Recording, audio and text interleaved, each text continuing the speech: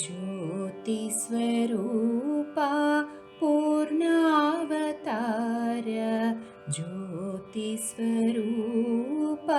पूर्णावतार पावकोज्ज्वल रमणीश्वर पावकोज्ज्वल रमणीश्वर आत्मा राम महाभाग आत्मा राम महाभाग पुरुषोत्तमा रमणीश्वर पुरुषोत्तमा रमणीश्वर तपोमया तिमिरहरा तपोमया तिमिरहरा महोत्साह रमणीश्वर महोत्साह रमणीश्वर त्रिगुणातीत सुकुमार त्रिगुणातीत सुकुमार कृपापूर्ण रमणीश्वर कृपापूर्ण रमणीश्वर ज्योतिस्वरूपा पूर्णावतार पावकोज्ज्वल रमणीश्वर आत्मा राम महाभाग पुरुषोत्तमा रमणीश्वर तपोमया तिमिरहरा महोत्साह रमणीश्वर त्रिगुणातीत सुकुमार कृपापूर्ण रमणीश्वर ज्योतिस्वरूपा पूर्णावतार पावकोज्ज्वल रमणीश्वर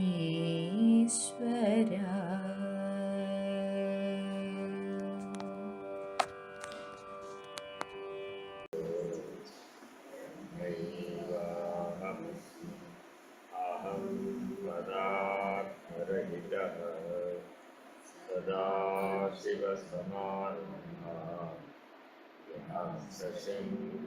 शङ्करमध्यमाम् अस्मदाचार्यपर्यन्ताः वन्दे गुरुपरम्पराम्। हरिः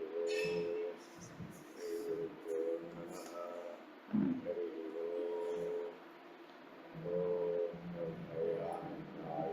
हरिः अचलपरिपूर्णाय धीमहि तन्नो परात्परः प्रचोदयात्। ॐ ईश्वराय विद्महे सत्यदेवाय धीमहि तन्नः सर्वः प्रचोदयात्। ॐ सत्यदेवाय विद्महे महादेवाय धीमहि तन्नो रुद्रः प्रचोदयात्।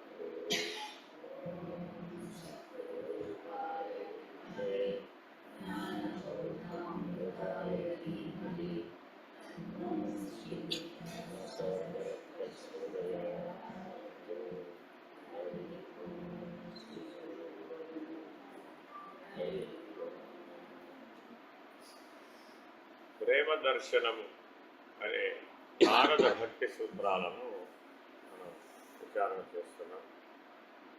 26వ సూత్రం హృదయం విచారించి ఫలరూపత్వా.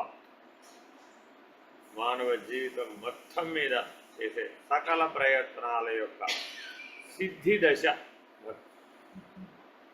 ఎవరు ఎన్ని రకాల ప్రయత్నాలైనా చేయనివ్వండి, ఎన్ని కర్మలైనా చేయనివ్వండి, ఎన్ని యోగాలు ఆచరించనివ్వండి, ఎన్ని రకాల విచారణలు చేయనివ్వండి, ఎన్ని రకాల శాస్త్రజ్ఞానాన్ని సముపార్జించినప్పుడు వాటన్నింటికీ సిద్ధి దశ భక్తి అనే ఫలం.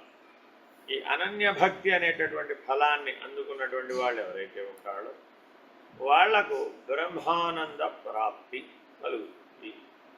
ప్రయత్నం చేత లభించున్నది కాబట్టి ప్రాప్తి అని పేరు. అయత్న సిద్ధికి ప్రాప్తి అని అంటే మనం జీవితంలో కొన్ని సందర్భాలలో ఏ ప్రయత్నం లేకుండా సిద్ధిస్తుంది. అది గతం నుంచి వచ్చినటువంటి ప్రవాహ వేగం వల్ల జరుగుతుంది. అది కూడా ప్రయత్నం అని అనాలి. మానవుడు కేవలం ఈ జన్మలో చేసిందే ప్రయత్నం అనటం పరిమితమైన దృక్పథం, అది సరైంది కాదు.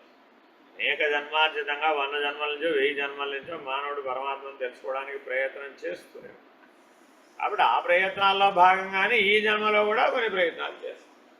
సరే, ఎన్ని ప్రయత్నాలు చేసినా కూడా ఆ ప్రయత్నాలన్నింటికీ కూడా సిద్ధి దశ ఏమిటయ్యా అంటే భక్తి. ఒక అతనికి దేశం మీద బాగా ప్రేమ ఉంది, మిక్కుటమైన ప్రేమ ఉంది. దేశానికి ఏమైనా చేయాలి, దేశానికి ఏమైనా చేయాలి, దేశానికి ఏమైనా చేయాలని అనుకుంటూ అలాంటి వాళ్ళు లేరా? కనుంటారు మనకి సృష్టిలో. అంటే మీ వల్ల దేశానికి ఏమిట్రా ప్రయోజనం అనే డైలాగ్ కూడా ఉంది. మీ వల్ల దేశానికి ఏమిట్రా ప్రయోజనం, అది ఆలోచించు. దేశం నీకేమి ఇచ్చిందని కాదు, నువ్వు దేశానికి ఏమి ఇచ్చావో తెలుసుకో. అలా ఎంతమందో మహానుభావులు ఇలాంటి వాక్యాలతో ప్రపంచంలోని ప్రజలను ఉత్తేజపరిచారు. అంటే దేశభక్తి అంటే ఏమిటి? త్యాగం చేయడం. దేశం కోసం ఏం త్యాగం చేసావు, అది దేశభక్తి అంటే. అంతేగాని దేశం నీకేమిస్తే దాని దేశభక్తి అంటే లాభం. ఈ దేశంలో ఉండబట్టి నాకు 3 అంతస్తుల బిల్డింగ్ దొరికిందండి అంటే దేశభక్తి అంటే అది ఎవరైనా దేశభక్తి అంటారా? దేశభక్తి అంటే ఏమిటి? దేశానికి నువ్వేం తిరిగి ఇచ్చావు. దేశం చాలా ఇచ్చింది నీకు. బ్రతకడానికి, జీవనానికి ఆధారమైనది ఆ దేశమే, ఆ భూమే. దానికి ఏం తిరిగి ఇచ్చావు? కాబట్టి తిరిగి ఇవ్వడాన్ని ఏమంటున్నారు? భక్తి. ఇచ్చే చేయి ఈశ్వరుడు. ఇది ఎప్పుడు బాగా గుర్తుపెట్టుకో. సుధాంశు మహారాజు గారు అని హిందీలో ఒక ఆయన ఉంటారు, ప్రవచనాలు బాగు. ఆయన అంటాడు, పిల్లలకి 3 ఏళ్ల వయసు నుంచే ఇవ్వడం అలవాటు చేయాలి తల్లి. ఇంటికి ఎవరైనా వచ్చారనుకోండి, ఏమైనా పెట్టమని పిల్లవాడి చేత పెట్టించాలి. అప్పుడు వాడికి ఒక సదభ్యాసం వస్తుందట. ఎప్పుడు ఎవరికైనా తాను తినే ముందు ఇతరులకు పెట్టి తినడం అనేటటువంటి సదభ్యాసం వస్తుంది. తల్లి నేర్పేటటువంటి గొప్ప సదభ్యాసం. తాను ఏదైనా అనుభవించబోయే ముందు అది ఆనందమనే తాను అనుభవించబోతున్నాడు కదా, ఆ ఆనందం యొక్క భాగాన్ని ఇతరులకు పంచుతాడు. ఆ పంచినప్పుడు ఏమైంది? ముందు ఆ ఆనందాన్ని ఇతరులు అనుభవిస్తే వాళ్ళ కళ్ళల్లో ఆనందాన్ని చూసి అప్పుడు తాను అనుభవిస్తాడు. తాను నిజంగా తినేటప్పుడు ఆనందాన్ని అనుభవించడం లేదట, ఇతరుల కళ్ళల్లో ఆనందం చూడగానే వీడికి ఆనందం కలిగిస్తుంది. ఇది మీరు గమనించుకోండి. పిల్లవాడికి తల్లి అన్నం పెడుతుందండి, పిల్లవాడు ఆనందపడ్డాడో కానీ తల్లి మాత్రం ఆనందం. ఎట్టమ్మా అంతా పైవాడు ఎంత బాగా తినేసాడో తెలుసా, తిన్నంతా తినేసాడు, పారేయకుండా తినేసాడు, వాడికి బోల్డ్ ప్రశంసలు, పెట్టిందంతా తినేసాడని. ఓదేరా, ఏమిటింతకి ఏ బ్రహ్మాండం బదలగొట్టాడు అంటే. తల్లిని సంతృప్తి పరచడం ఎంత సులభమో, అన్నం పెట్టిందంతా తింటే చాలడు తల్లికి. అలాగే పరమాత్మని సంతృప్తి పరచడం ఎంత సులభమో. ఎలాగట? నీకు నాకు భేదం లేదంటే అంతకంటే ఆయనే ఉండగలేదు. నీ దగ్గర నుంచి ఆయన ఏమీ ఆశించలేదు. భక్తి అంటే ఆశించడం కాదు, ఆశించింది ఇవ్వడము కాదు. గుర్తుపెట్టుకోండి, ఆశించినా స్వార్థమే, ఆశించింది ఇచ్చినా కూడా స్వార్థమే. కాబట్టి భగవంతుడి దగ్గర వ్యవహారం ఎలా ఉంటుందంటే తల్లి పిల్లాడి వ్యవహారం. తల్లి ఎలా అయితే పిల్లవాడికి పెట్టి అక్కడ కంచంలో పెట్టిన అన్నమంతా తినేసేట పారేయకుండా తల్లి ఆనందపడిపోయింది. అలాగే పరమాత్మ ఒక భక్తుడిని చూసి ఆనందపడిపోతాడట. శుద్ధాత్మ స్వరూపుడైన భక్తుడు ఎవడైనా వస్తున్నాడా అని ఎదురు చూస్తూ ఉంటాడు. ఇదిటా భగవంతుడు అంటే, ఇదిటా పరమాత్మ అంటే, ఇదిటా గురువు అంటే. శుద్ధాత్ముడైన వాడు ఎవడైనా ఒకడన్నా వస్తున్నాడా అని ఎప్పుడూ ఎదురు చూస్తూ ఉంటాడు. ఎందుకనిట? వాడు రాగానే ఒక మాట అంటాట, నీకు నాకు భేదం లేదు స్వామి అంటే. మహదానందపడిపోతాడు. ఆహా, వచ్చాడ్రా బాబు, ఇన్నాళ్ళకి సరైన వాడు. మిగిలిన వాళ్ళంతా ఏదో ఆశాపాశములనే వలయంలో చిక్కుకున్నటువంటి వాళ్ళై ఏదో ఆశించి వస్తారు. అర్థమైందండి? మీరు అడిగినవేవి ఇక్కడ ఇవ్వబడవు అని బయట బోర్డు పెట్టామనుకోండి, ఎవడు జనా కాదా? ఆలోచించి చూడండి. మీ సందేహములకు ఇక్కడ సమాధానము చెప్పబడదు అని గురుకులం బయట, ఆశ్రమం బయట బోర్డు పెట్టాము. ఎవరు వస్తారా? ఎవడు? ఇదేంటంటే అడిగితే చెప్పాలి, కానీ అడిగితే చెప్పేవాడు గురువు, అడిగితే చెప్పకపోతే ఆయనే గురువు. అది జనా కాదా? మరి రమణాశ్రమానికి వెళ్ళి అడిగితే చెప్పాలంటే ఆయనకేం చెప్పాలన్న నియమం ఏమి లేదు, మనం కూడా సమాధానమే. కాబట్టి గురువైనా పరమాత్మ అయినా ఎంత అల్ప సంతోషులయ్యా అంటే, స్వామి నీకు నాకు భేదం లేదంటే చాలదు, ఏం అక్కర్లేదట. ఏదో 10 లక్షలు ఇచ్చావా లేదా, 10 పుస్తకాలు తెచ్చావా లేదా, లేకపోతే 10 పంచలు చాపులు తెచ్చావా లేదా, ఇలాంటి మెటీరియలిస్టిక్ ఐడియాలు ఏమి వాళ్ళ దగ్గర ఏమి ఉండవు. అయినా అసలు భగవంతుడికి ఎంత వస్త్రం అని కప్పుతావు? బ్రహ్మాండం అంతా వ్యాపించిన పరమాత్మకి ఎంత వస్త్రం అయితే సరిపోదు. ఎలా సాధ్యం అసలు? ఏమిటో అమ్మవారికి చేరిచ్చానంటారు. నాకు నవ్వు వస్తుందండి. అమ్మవారికి వీడిచ్చేది ఏమిటి? దసరాల్లో పెడతామండి. ఏమంటే అమ్మవారికి చీరలు ఇచ్చేవాళ్ళు ఎవరైనా నేను ఇస్తానంటే నేను ఇస్తాను. అమ్మవారికి చీర వేడిచ్చేది ఏమిటో అనుకుంటాను ఊరు. ఎందుకని బ్రహ్మాండ వ్యాప్తమైనటువంటి మహాశక్తి, మరి దాన్ని ఏ చీరలో చుడతా? అది అయ్యే పనేనంటావా? కాబట్టి ఎక్కడో మనకి పరిమిత దృక్పథం ఉంటుంది. ఎలా ఉండాలంటే మనం, నాకు భేదం లేదమ్మా. ఎప్పుడన్నా మీ అమ్మతో ఈ మాట అన్నా? మీరు పిల్లలుగా ఉన్నప్పుడు అనలేకపోవచ్చు. మీరు పెద్దవాళ్ళు అయితే ఆవిడ కూడా పెద్దదైపోతుందిగా. ఒక్కసారి అన్నా, అమ్మ నీకు నాకు భేదం లేదని అన్నావు, అసలు ఐడియానే రాదు, అసలు ఆలోచనే తక్కువ. అయినా అమ్మ నేను ఒకటి ఎట్లా అవుతావు అంటావు, ఇది రివర్స్ వస్తుంది. నన్ను పెంచింది, నన్ను కనది, నన్ను పెంచింది, నాకంటే 10 ఏళ్ళు పెద్దది, నేను అమ్మ ఒకటి ఎట్లా అవుతాం? ఆవిడ నాగరికత వేరు, నా నాగరికత వేరు, ఆవిడ సంస్కృతి వేరు, నా సంస్కృతి వేరు, ఆవిడ అలవాట్లు వేరు, నా అలవాట్లు వేరు, ఆవిడ ఇష్టాలు వేరు, నా ఇష్టాలు వేరు అని ఎంతసేపు భేద బుద్ధితో చూసేవే తప్ప, ఆ తల్లే కదా నన్ను కన్నప్పుడు నేను ఆమెడలో అంశీభూతమే కదా. మరి అంశీభూతం అదే లక్షణాన్నే కలిగి ఉంటుంది కదా, వేరుగా ఉండే అవకాశం లేదు కదా. కాబట్టి నాకు తల్లికి భేదం లేదని నీకు ఎందుకు స్ఫురించలేదు అని అడుగుతుందట అమ్మలగన్నయ్య. అమ్మ ఏమయ్యా, నా ప్రతిరూపం ద్వారానే కదా నువ్వు భూమి మీదకి వచ్చావు. కనీసం నీ కళ్ళ ముందున్నటువంటి నిన్ను కనిపెంచిన తల్లినైనా కానీ అమ్మ నీకు నాకు భేదం లేదని చెప్పే వివేకం లేదు నీకు. నువ్వు నా దగ్గరకు వచ్చి ఏం చెప్తావు నువ్వు? మరి అందరూ అమ్మలగన్నయ్య అమ్మ దగ్గరికి పోతున్నారా, పోవడం లేదా? ఈరోజు కనకదుర్గ దేవస్థానం, మీనాక్షి దేవస్థానం, కామాక్షి దేవస్థానం, విశాలాక్షి దేవస్థానం, ఏమిటో వెళతావు, నాకు అర్థం కాదు. అమ్మ నీకు నాకు భేదం లేదని అన్నావా? అనలేదు. శంకరుడు అన్నాడు. కామాక్షి దర్శనం అయింది ఆయనకి, విశాలాక్షి దర్శనం అయింది, అన్నపూర్ణ దర్శనం అయింది. అమ్మ యొక్క ఎన్ని అవతారాలు ఉన్నాయో అన్ని అవతారాలని దర్శించాడు ఆయన. సజీవమైన దర్శనాన్ని, స్వరూప దర్శనంగా. కలకత్తా వెళితే కాళీ దర్శనం చేశారు. ఆయనకి అమ్మ అంటే బొమ్మ కాదు, అది సజీవం, సచేతనం, స్వరూపం. అమ్మా నీకు నాకు భేదం లేదన్నాడు ఎక్కడికి వెళ్ళినా. అమ్మ ప్రత్యక్షం. కాబట్టి అమ్మ ప్రత్యక్షం కావాలంటే ఏం చేయాలి? అమ్మా నీకు నాకు భేదం లేదనగలగాలట. ఎంత తెలివి కావాలండి నీకు? ఈ మాట అనడానికి ఎంత తెలివి కావాలి అసలు? ఏం కష్టపడేది ఏముంది అంటున్నా. అసలు నీకేం కష్టపడేది ఏముంది? తను గుమ్మడికాయలు కొట్టాలా, కొబ్బరికాయలు కొట్టాలా, ఉసిరికాయలు కొట్టాలా, నిమ్మకాయల దండలు వేయాలా? ఏమేయమంది ఆవిడ? అసలు ఇవేమేయమని లేదే. ఏం చెప్పమంది? అది నీకు నాకు భేదం లేదు తల్లి అనాలంటే నీకు ఎంత ధైర్యం ఉండాలి? ధైర్యం ఉండాలా వద్దా? అలా అన్నాడు పరమహంస. నేను ఎందుకు పరమహంస అయ్యాడు? అమ్మా నీకు నాకు భేదం లేదన్నాడు. నీకో పువ్వు నాకో పువ్వు, నీకో అక్షత నాకో అక్షత. పూజ ఎలా చేసేవాడు ఆయన? అక్కడోటి ఇక్కడ అక్కడ. అదేంటంటే నాకు ఆవిడకి భేదం లేదు. చూసేవాళ్ళందరికీ ఎలా కనపడింది? పిచ్చివాడరా బాబు, ముందే చెప్పాడుగా భక్తి సూత్రాల్లో, దైవీ ఉన్మత్తతయే భక్తి. ఆ దైవీ ఉన్మత్తత స్థితి రాకపోతే నీకు భక్తిని అనుభవాన్ని రానే రాదు, అసాధ్యం. అర్థమైందండి? చాలా జాగ్రత్తగా పట్టుకోవాలండి. అర్థమైందా? 98లో నేను జగపేటలో ఉండేవాడిని, బెంగళూరులో పనిచేసేవాడిని. అప్పుడు జరుగుతుండేది, పాఠం జరుగుతుండేది రాత్రిపూట. ఓసారి స్వామివారు వచ్చారు, శారద గారు పిలిచారు, వచ్చి ఏడు స్వామి మా ఆయన పరిస్థితి అంతా రాత్రింపవేళ్ళు మేలుకుని ఉంటున్నాడు, ఏమైపోతాడో తెలియదు, మరి ఏమిటో ఆయన లోకంలో ఆయన ఉంటాడు, మన లోకంలో ఉన్నాడు ఎప్పుడూ కూడా, ఏమిటి పరిస్థితి, ఏమిటయ్యా అన్నారు. నాకు బాబాకి భేదం లేదండి ప్రస్తుతం, నాకు భగవంతుడికి భేదం లేదు, అలా ఉంటున్నాను ప్రస్తుతం. మరి అది ఆవిడకి ఎలా అర్థమైతే అలాగా నాకేం అభ్యంతరం లేదు, ఎవరు ఎలా అర్థం చేసుకున్నారు అనేదంతా నాకు పని లేదు, నాకు భగవంతుడికి భేదం లేదండి అని ఉంటున్నాను నేను ప్రస్తుతం. మరి ఇంకేమమ్మా, ఆయనకి భగవంతుడికి భేదం లేదని అంటుంటే ఉత్తమమైందే కదా, నువ్వు కంగారు పడతావే, ఏమోనండి పిచ్చివాడైపోతాడేమోనండి.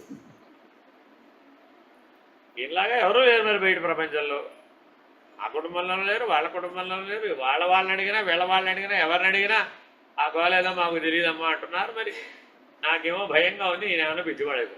నువ్వు రోజు 10 సార్లు పిచ్చివాడు అన్నాడు, గ్యారంటీగా పిచ్చివాడేమో. అదేనండి, రామకృష్ణ పరమహంసరు ఏమన్నారు, అందరూ పిచ్చివాడు నేను పిచ్చివాడినే ఒప్పేసు అంతే. ఏం భక్తుడికి జ్ఞానికి ఇబ్బంది ఉండదండి, వాళ్ళే సహజంగానే అది కదా, నేను అదే కదా, ఓహో నన్ను బాగానే గుర్తించాడు అనుకుంటా, అంతే తప్ప దానివల్ల ఏదో తక్కువ చేసినట్టు ఎక్కువైనట్టు అవేం వాళ్ళకేం ఉండవు. ఎందుకని ఈ తెలుగులో ఉండడం అసలు, ఇహలోక తెలుగులో ఉండడు అసలు, ఎప్పుడూ పారమార్థిక లోకంలోనే ఉంటాడు, ఇప్పుడు దైవంతోనే కలిసి ఉంటాడు.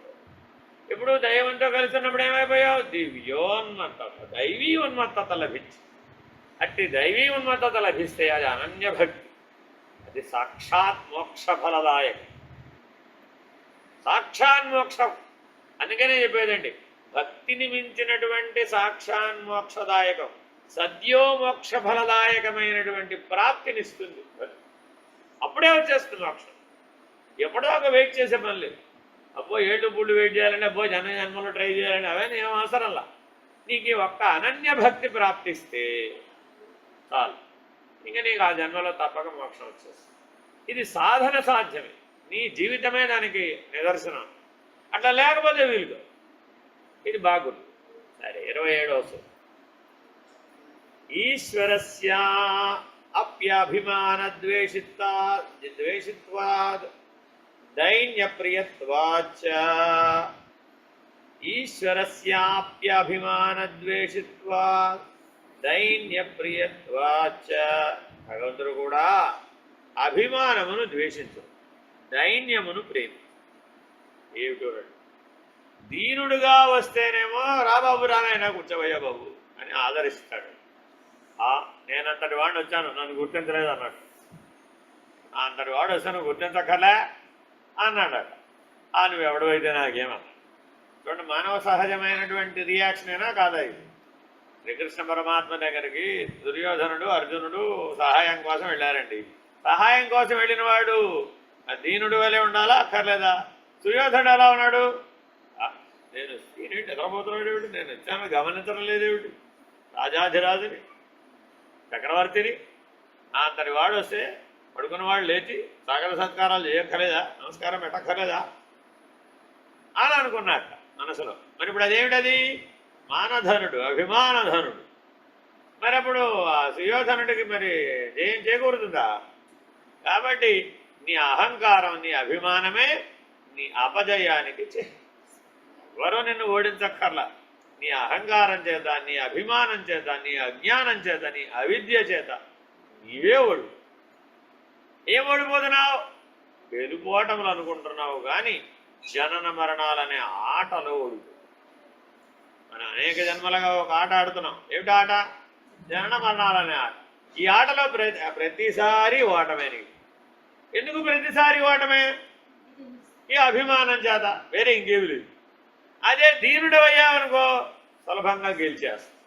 అందుకని పరమహంస 2 మార్గాలను, అంటే జ్ఞాన మార్గం ద్వారా సంఖ్యలు బద్దలు కొట్టుకోవడం అనే దానికంటే జనులందరికీ కూడా సులభమైన, సౌకర్యవంతమైన, సుఖమైన, ఏమంటారు సత్యోఫలదాయకమైన మార్గం భక్తి అని అంటారు.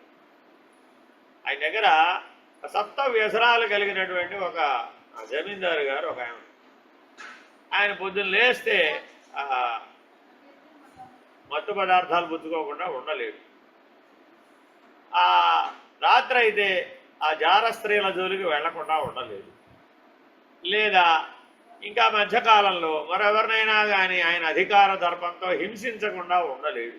చూడండి, ఈ ఉండలేడు ఇలాంటి వాడు వచ్చాడు ఎవరి దగ్గరికి? పరమహంస. ఏమని అడిగాడు తెలుసా? స్వామి, నేను పుట్టి బుద్ధిరిగినప్పటి నుంచి సప్త వ్యసనాలతోనే జీవిస్తున్నాను. ఇది తప్పని నాకు తెలుసు, కానీ నేను మానలేకున్నా, లొంగిపోయాను వాటికి పూర్తిగా. ఏ వయసులో వచ్చాడు? 60 ఏళ్ళు 70 ఏళ్ళ వయసులో వచ్చాడు. ఎప్పటి నుంచి అభ్యాసం ఉంది? చిన్నప్పటి నుంచి ఉన్నారు. మరి నాకేమైనా తరుణోపాయం ఉందా? ఆ దీనుడవై ఇలా ఉన్నావే, ఇలా దీనత్వంతో నువ్వు అమ్మని వేడుకుంటే అమ్మ కరుణిస్తుంది. నువ్వెందుకు కరుణించవంటే మాత్రం నీ జోలుకుంటావు, నిన్ను గెంటేస్తుంది. నువ్వు ఒక పని చెయ్యి, రోజుకు ఒకసారి. ఎప్పుడెప్పుడైతే నువ్వు మత్తు పదార్థాలు పుచ్చుకుంటావో, పుచ్చుకుంటే పుచ్చుకో, కానీ పుచ్చుకున్న వెంటనే అమ్మని దీనంగా వేడుకో. గొప్ప సూత్రం చెప్పాడు. నీకు తప్పు చేయవచ్చు, నువ్వు పొరపాటు చేయవచ్చు, నీకు అజ్ఞానం ఉంది, అవివేకం ఉంది, అహంకారం ఉంది, అభిమానం ఉంది, తప్పు చేస్తావు. చేసిన తర్వాత ఏం చేయాలి? దీనంగా భగవంతుడు వేడుకు, అమ్మను వేడుకు. అమ్మా, నన్ను ఇందులోంచి బయటపడేయమ్మా, అమ్మా నాకు తరుణోపాయం చూపెట్టమ్మా, నేను ఈ బలహీనతని అధిగమించగలిగేటటువంటి మార్గం చూపెట్టమ్మా, నీ చరణములే నమ్మితి అని దీనుడవై ప్రార్థించు, ఆర్తితో వేడుకో. ఇలా గనక నువ్వు చేసినట్లయితే అమ్మ ఏదో ఒక రోజు తప్పక నిన్ను కరుణిస్తుంది. నేను ఎవరిని అడిగినా అతను వెంటనే అంటాడండి, నేను ఎంతమంది దగ్గరకో వెళ్ళానండి, నీలాంటి వాడిని భగవంతుడు కరుణించనే కరుణించడు. నీ అంత పాపాత్ముడు భూమి మీద లేడు, నీ అంత దుర్మార్గుడు భూమి మీద లేడు, నీ అంతటువంటి దుశ్శీలుడు ఈ భూమండలం మీద లేడు. నువ్వు పుట్టి బుద్ధిరిగినప్పటి నుంచి చేసినవన్నీ అధర్మాలే, పాపాలే. కాబట్టి నీకు నిష్కృతి లేదు, నీకు నరకం ఖాయం అని అందరూ నాకు చెప్తున్నారని మీరు ఇలా చెప్తారు. అమ్మను నమ్మిన వాడికి ఏం లేదు, ఏ దుష్కృతి లేదు. సూటిగా చెప్పాడండి పరమహంస. నాయనా, నువ్వు అమ్మను నమ్ము, దీనంగా వేడుకో. ప్రతిసారి పడిపోయిన ప్రతిసారి లేవడానికి ఎలా అయితే ప్రయత్నిస్తున్నావు. ఉపమానం చెప్పాడండి. చిన్నపిల్లవాడు నడక నేర్చినప్పుడు పిల్లవాడు పడిపోతాడా? పడిపోడా? పడిపోతాడు. మరి పడిపోయిన పిల్లవాడు అలాగే ఉంటున్నాడా? తెచ్చే ప్రయత్నం చేస్తున్నాడు, మళ్ళీ అన్ని దులుపుకుంటున్నాడు, మళ్ళీ వచ్చేస్తాడు. గట్టిగా దెబ్బ తగిలితే ఏం చేస్తాడు? అక్కడే పడిపోయి అమ్మా అని గట్టిగా పిలుస్తాడు, దీనుడై పిలుస్తాడు. అలా నువ్వు రోజు దెబ్బలు తింటున్నావు. ఆ దెబ్బ తగిలినప్పుడల్లా దీనుడవై అమ్మా అని వేడుకో. నువ్వు లేచే ప్రయత్నం చేసినంతసేపు అమ్మ నువ్వే లేస్తావులే అని చూస్తూ, నేను చేతకాక నేల మీద పడిపోయావు అనుకో, అప్పుడు అమ్మ వచ్చి లేవదు. ఇలా జరుగుతుందా లేదా? మీ అమ్మైనా మా అమ్మైనా మలగన్న అమ్మైనా కూడా అంతే. కాబట్టి ప్రాణ సంకటం వచ్చినప్పుడు నువ్వు ఎలా వేడుకుంటావు అలా వేడుకో. చూడండి ఎంత గొప్ప సూత్రం చెప్పాడు. అమ్మ రావాలి అంటే గుక్కపట్టి ఏడవాలండి పిల్లవాడు. అప్పుడు వంట చేస్తున్నానని వదిలేసి ఆ కుక్కరు పోయింది, పాలు పోయింది, అన్నీ పోయినాయి, మాడిపోయినా ఏమైపోయినా 5 అంగలో కలిసిపోయినా అనవసరం. అది ముందు పిల్లవాడు కుక్క పట్టి ఏడుస్తున్నాడు, ముందు ఆ విషయం చూడాలంట. అంతేనా కాదా? తల్లిలో ఆ సహజమైనటువంటి ఆర్ద్రత స్వభావం, అది దైవీ లక్షణం. ఆ ఆర్తికి స్పందించే లక్షణం ఉంది ఆవిడ. అది చాలు నిన్ను ఉద్ధరించడానికి. మలగన్నయ్యమ్మకి అమ్మకే ఇంత ఉంటే ఆ మలగన్నయ్యమ్మకి లేకపోవడం ఏమిటయ్యా?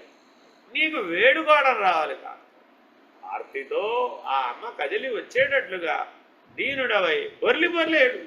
ఏం పర్వాలేదు, తప్పు చేసిన ప్రతిసారి పొర్లి పొర్లి ఏడు.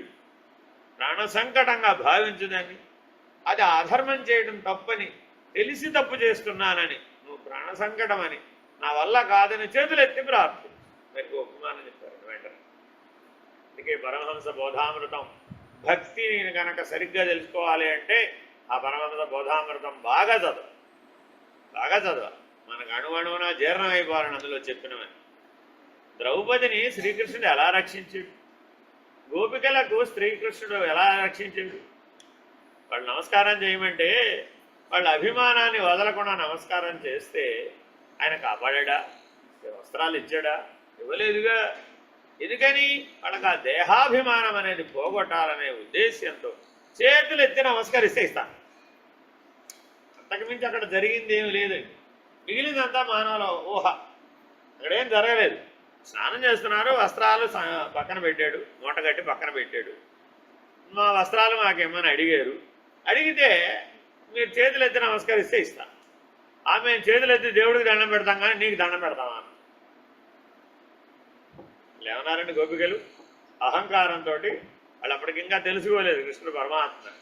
మరి అప్పుడు ఏమనుకున్నారు, మేము భగవంతుడికి అయితే చేతులు ఎత్తి దండం పెడతాం కానీ నీకు చేతులు ఎత్తి దండం పెడతామా? మేము పెట్టమను. పెట్టకపోతేనే వస్తాడు వాడు కదా. సరే మరి ఇప్పుడు మీరు మిగిలిన భావాలు ఎన్ని ఆలోచించినా అవేమీ సత్యం. సరే వాళ్ళు ఎలాగోలా అర్థం చేసుకున్నారు, ఆ పరమాత్మని తెలుసుకున్నారు, చేతులు ఎత్తి దండం పెట్టారు. ఇక్కడ కూడా అంతే.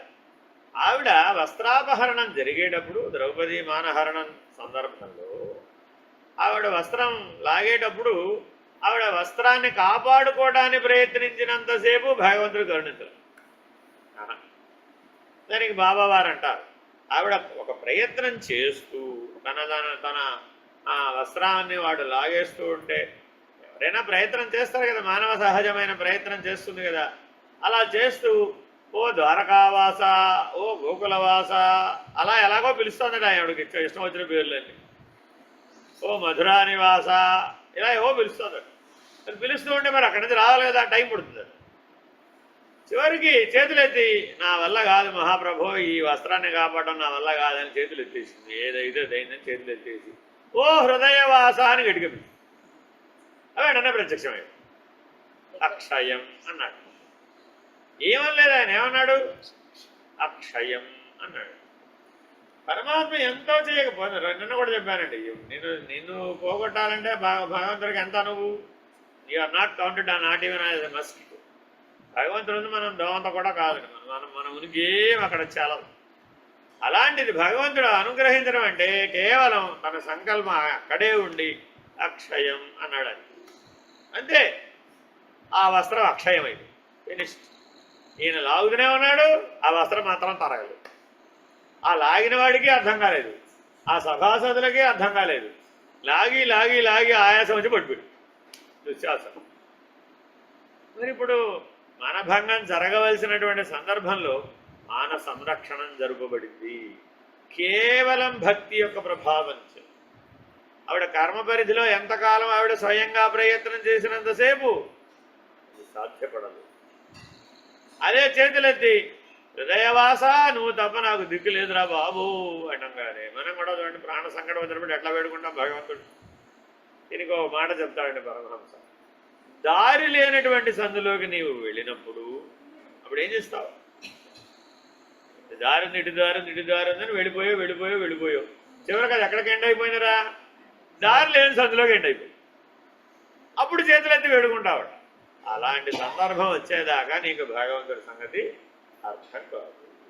అసలు భగవంతుడి సంగతి అర్థం కావాలంటేనే నిత్య జీవితంలో ప్రాణ సంకటం ఎన్నిసార్లు వస్తే అంత బాగా దీనత్వంతో వేడుకుంటాం. అప్పుడు భగవంతుడు బాగా తెలుసు. అర్థమైందండి? కాబట్టి ఈ జన్మలోనే తరించాలంటే మనం భగవంతుడిని ఏమడగాలి? ప్రతిరోజు ప్రతి క్షణం ప్రాణ సంకటాలు రావాలి. వస్తే దానికి ఉపమానం కుంతీదేవి అని చెప్తాడండి. శ్రీకృష్ణుడు వాళ్ళందరూ ఎటో పోయారు, పాండవులందరూ పోతే ఆవిడ అక్కడ హస్తినాపురంలో ఉంది. ఈయన వెళ్ళాడు హస్తినాపురాన్ని దర్శించడానికి. ఎక్కడ మా దగ్గరికి రండి కౌరవులు అంటే మీ దగ్గరికి రాలే, నేను ఎదురు ఇంటికి పోతానని దారిలో కుంతి నివాసానికి వెళ్తాడు. ఏమంటా ఎలా ఉన్నావు, ఏం చెప్పమంటావు ఆయన అంది. సరేలే నీ సంగతి అంతా నాకు తెలుసులే అన్నాడు. ఆవిడేమంది, ఏం చెప్పమంటావు నాయన అన్నాడు. అంటే ఇక చెప్పేది ఆయన తెలిసి సరే నాకు అన్నీ తెలుసులే అన్నాడు. సరే ఏమన్నా కావాలంటే అడుగు అన్నాడు. ఏమన్నా కావాలంటే అడుగంటే ఎవరైనా ఏం చేస్తారు? ఏదో ఉన్న కష్టాలు పోగొట్టమనో, కొత్త కష్టాలు రాకుండా చూడమనో, లేకపోతే పోయినవి తెచ్చేమనో, లేకపోతే ఏమైనా అవసరమైన అడుగు, ఇవన్నీ కదా. కుంతి ఏం అడిగిందంటే, నాయన అతి తీవ్రమైన కష్టాలు ఈ భూమండలంలో ఏమేమి ఉంటాయి అవన్నీ నాకు ఇచ్చేది. ఒట్టి కష్టాలుగా ఎటువంటి ఇవ్వాలి? అతి తీవ్రమైన కష్టాలు ఏమైనా ఉంటే అవన్నీ నా జోలులో వేసి నేను నా జీవితంలో ఇప్పుడు ఇచ్చేసి ఇక మళ్ళా వాటి కోసం నేను పుట్టలేను, అవన్నీ ఇప్పుడే అనుభవించేసేస్తాను. అదేంటంతా ఎవరైనా సుఖాలు కోరతారు కానీ కష్టాలు కోరుతున్నావేమిటి నువ్వు అంటాడు. తెలియదు ఆయనకి, ఆవిడచే చెప్పించాలని. అంటే అప్పుడు ఆవిడ అందనమాట, ఆయన సుఖం వస్తే నిన్ను మర్చిపోతాను ఆయన, కష్టం వస్తే ఎప్పుడు నిన్నే తలుచుకుంటాను ఆయన, నిన్ను తలుచుకుంటే చాలు నాకు మోక్షం వస్తుంది. పరమాత్మను తలిస్తే ఆ స్మరణ చేత ముక్తి కలుగుతుంది. ఈ సుఖస్మరణ చేత ఏం కలుగుతుంది నాయన? ఇవాళ బెండకాయ కూర బాగుంది, రేపు దొండకాయ కూర బాగుంది, ఎల్లుండి కాకరకాయ కూర బాగలేదు. ఇంతకు మించి మన జీవితం అంతా స్మరణ దేని గురించి? ఇదేగా గోల ఎంతసేపు. ఆ చీర బాగుంది, ఈ చీర బాగలేదు, ఆ కూర బాగుంది, ఈ కూర బాగలేదు, ఆ నార బాగుంది, ఈ నార బాగలేదు. చీర కూర నార మూడిటితో అయిపోయింది ఆడపిల్ల జీవితం. ఇంతే. ఏం జీవితం అండి నాకు అర్థం కాదు. పరమాత్మ స్మరణ ఉండాలి కానీ ఎంతసేపు కూడా ఏమంటే మిమ్మల్ని గుమ్మడికాయలు తెమ్మన్నాను, మీరు చిక్కుడుకాయలు తెచ్చారు ఏమిటని ఆవిడతో పోట్లాడు. ఏ కాయ ఇది ఏమిటమ్మా అంటాడు. కాయము గురించిన గొడవ, కాయల గురించిన గొడవ అన్నాడు జ్ఞానదేవుడు. సుడిగా చెప్పాడండి, నీ గోలంతా ఏమిటయ్యా? కాయల గురించిన గొడవ, కాయము గురించిన గొడవ. దేని గురించి ఆలోచించాలి నువ్వు? అసలు ఏం ఆలోచించాలి, ఏం ఆలోచిస్తావు అని ఇలా హెచ్చరికలు ఎంతమందో చెప్పారు. కానీ మనకు అవన్నీ గుర్తొస్తాయా? అవన్నీ ఎవరికో మా కోసం, నీ వాళ్ళ కోసం. అక్కడ ఎవరో ఉన్నారు వాళ్ళ కోసం. మాకు ప్రసాదం చాలు. అందరం తీర్థ ప్రసాద భక్తి కలిగిన వాళ్ళమే తప్ప మిగిలిన భక్తి మాకు అక్కర్లేదండి బాబు అనేవాడు. అందుకని ఈ మాట ఈ సూత్రంలో చాలా జాగ్రత్తగా నారద మహర్షి సులువైనటువంటి రహస్యాన్ని చెప్తున్నాడండి. త్యాగం లేకపోతే భక్తి లేదన్నాడు కదా, నువ్వేం త్యాగం చేయగలవు పరమాత్మ కోసం ఆలోచించు అంటున్నావు. అసలు నువ్వేం త్యాగం చేయగలవు ఆలోచించు. ఎందుకని? పరమాత్మ దగ్గర లేనిది, పరమాత్మది కానిది నువ్వేమి ఇవ్వగలవు? త్యాగం అంటే ఇవ్వడం కదా. పరమాత్మ దగ్గర లేనిది, పరమాత్మది కానిది నువ్వేమి ఇవ్వగలవు? పోనీ ఇవ్వాలంటే అది నీదై ఉండాలిగా. నీది కానిదాన్ని ఇవ్వలేవుగా. పక్కింటి వాడి ఆస్తిని దానం చేస్తానట్టు, పక్కింటి వాడి ఆస్తిని నువ్వు దానం చేసేది ఉంది, అది ఎవరే పక్కన అంతేనా కాదు. అత్త సొమ్ము నల్లుడు దానం అంటారు, అత్త సొమ్ము నల్లుడు దానం చేసేది ఉంది, ఆవిడ దానం చేసుకోకూడదు. నీవేం చేయడం మన మధ్యలో నటి కట్టడం అక్కర్లేదా? కాబట్టి చాలా జాగ్రత్తగా గమనిస్తే నీదైనటువంటిది ఏదైనా కనుక నువ్వు త్యాగం చేస్తే అప్పుడు పరమాత్మ నిన్ను కరుణిస్తాడు. నీదైనది పుడుతూనే నీకు లభించినది, పోయేదాకా నిన్ను విడువనిది అభిమానం. పుడుతూనే ఏమిటొచ్చింది మనకి? అభిమానం. పోయేదాకా అది వదిలిపెట్టదు. కాబట్టి త్యాగం చేయాలంటే ఇప్పుడు ఏం చేశాడా? పరమాత్మది కానిది నీదైనది ఒకటి ఉందా లేదా? ఇప్పుడు ఆ త్యాగం ఆ అభిమాన త్యాగం చేసినట్లయితే అప్పుడు ఏమవుతుంది? ఏమండి నువ్వు అన్నావుగా, వదిలిపెట్టమన్నావుగా, అదిగో వదిలిపెట్టే అని నువ్వు చెప్పుకోవడానికి నీకంటూ ఒకటి ఉంటుంది. నాదైనది నీకోసం ఒకటి వదిలిపెట్టానయ్యా, అది ఎవరు వదిలిపెట్టలేదు, నేను నీకోసం వదిలిపెట్టాను అని నువ్వు పరమాత్మని అడగొచ్చట. అడగడానికి ఒక అధికారం ఉండాలిగా. మరి ఎంట్రీ టికెట్ ఉండాలా అక్కర్లేదా? ఆ ఎంట్రీ టికెట్ త్యాగం. పరమాత్మ కోసం నువ్వేం త్యాగం చేస్తావు?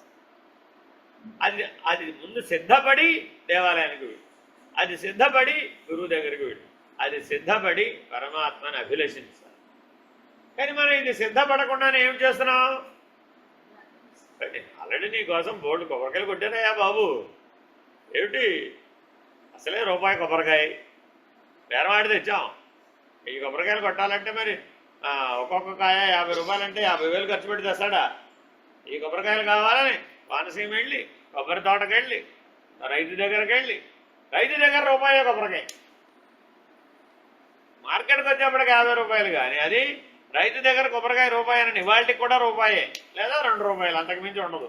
అందుకని ఈ 1000 కొబ్బరికాయలు కొట్టే బ్యాచ్ అంతా వాహనం వేసుకుని రైతు దగ్గరికి పోయి డైరెక్ట్గా రైతు దగ్గర కొంటారండి. ఇప్పుడు వీడికి త్యాగబుద్ధి అన్నట్టేనంట. ఉదాహరణ చెప్తాను నా జీవితంలో.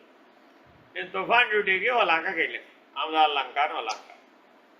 మొత్తం వరదలు వచ్చేసినాయి, కృష్ణానది విపరీతంగా పొంగుతుంది, పొలాలన్నీ మునిగిపోయినాయి, అసలు ఎటువైపు రాకపోకలు లేవు, ఆహారం కానీ నీళ్లు కానీ, చుట్టూ నీళ్ళే కానీ తాగడానికి పనికిరావు. చుట్టూ అంతా లంకంతా పంటలే కానీ అవేవి తినడానికి పనికిరావు, అన్నీ మునిగిపోయినాయి. ఇది పరిస్థితి. ఊళ్ళో జనాభా ఉన్నారు, ఒక 2000 మంది ఉన్నారు. మమ్మల్ని పంపించారు, నాయన ఆ 2000 మందికి పొద్దున మధ్యాహ్నం సాయంత్రం వండి పెట్టండి. ఏంటి ఉద్యోగం? 2000 మందికి అన్నం వండి పెట్టాలి పొద్దున మధ్యాహ్నం సాయంత్రం. పిల్లలకి పాలు ఇవ్వాలి, పెద్దలకు అన్నం టిఫిను, మధ్యాహ్నం భోజనం, రాత్రి భోజనం ఏర్పాటు చేయాలి, ప్రాణాలు ఎవరికి పోకుండా కాపాడాలి, వాళ్ళని సేఫ్ షెల్టర్లో ఉంచాలి. ఇలా జాగ్రత్తలు చెప్పి పంపిస్తారు. మేము వెళ్ళాం, మాతో పాటు టీం ఉండదు, ఒక్కడే వెళ్తాడా, ఓ 10 మంది వెళ్ళి కలిసి వెళ్ళాం. ఓ పోలీసులు కూడా ఉన్నారు.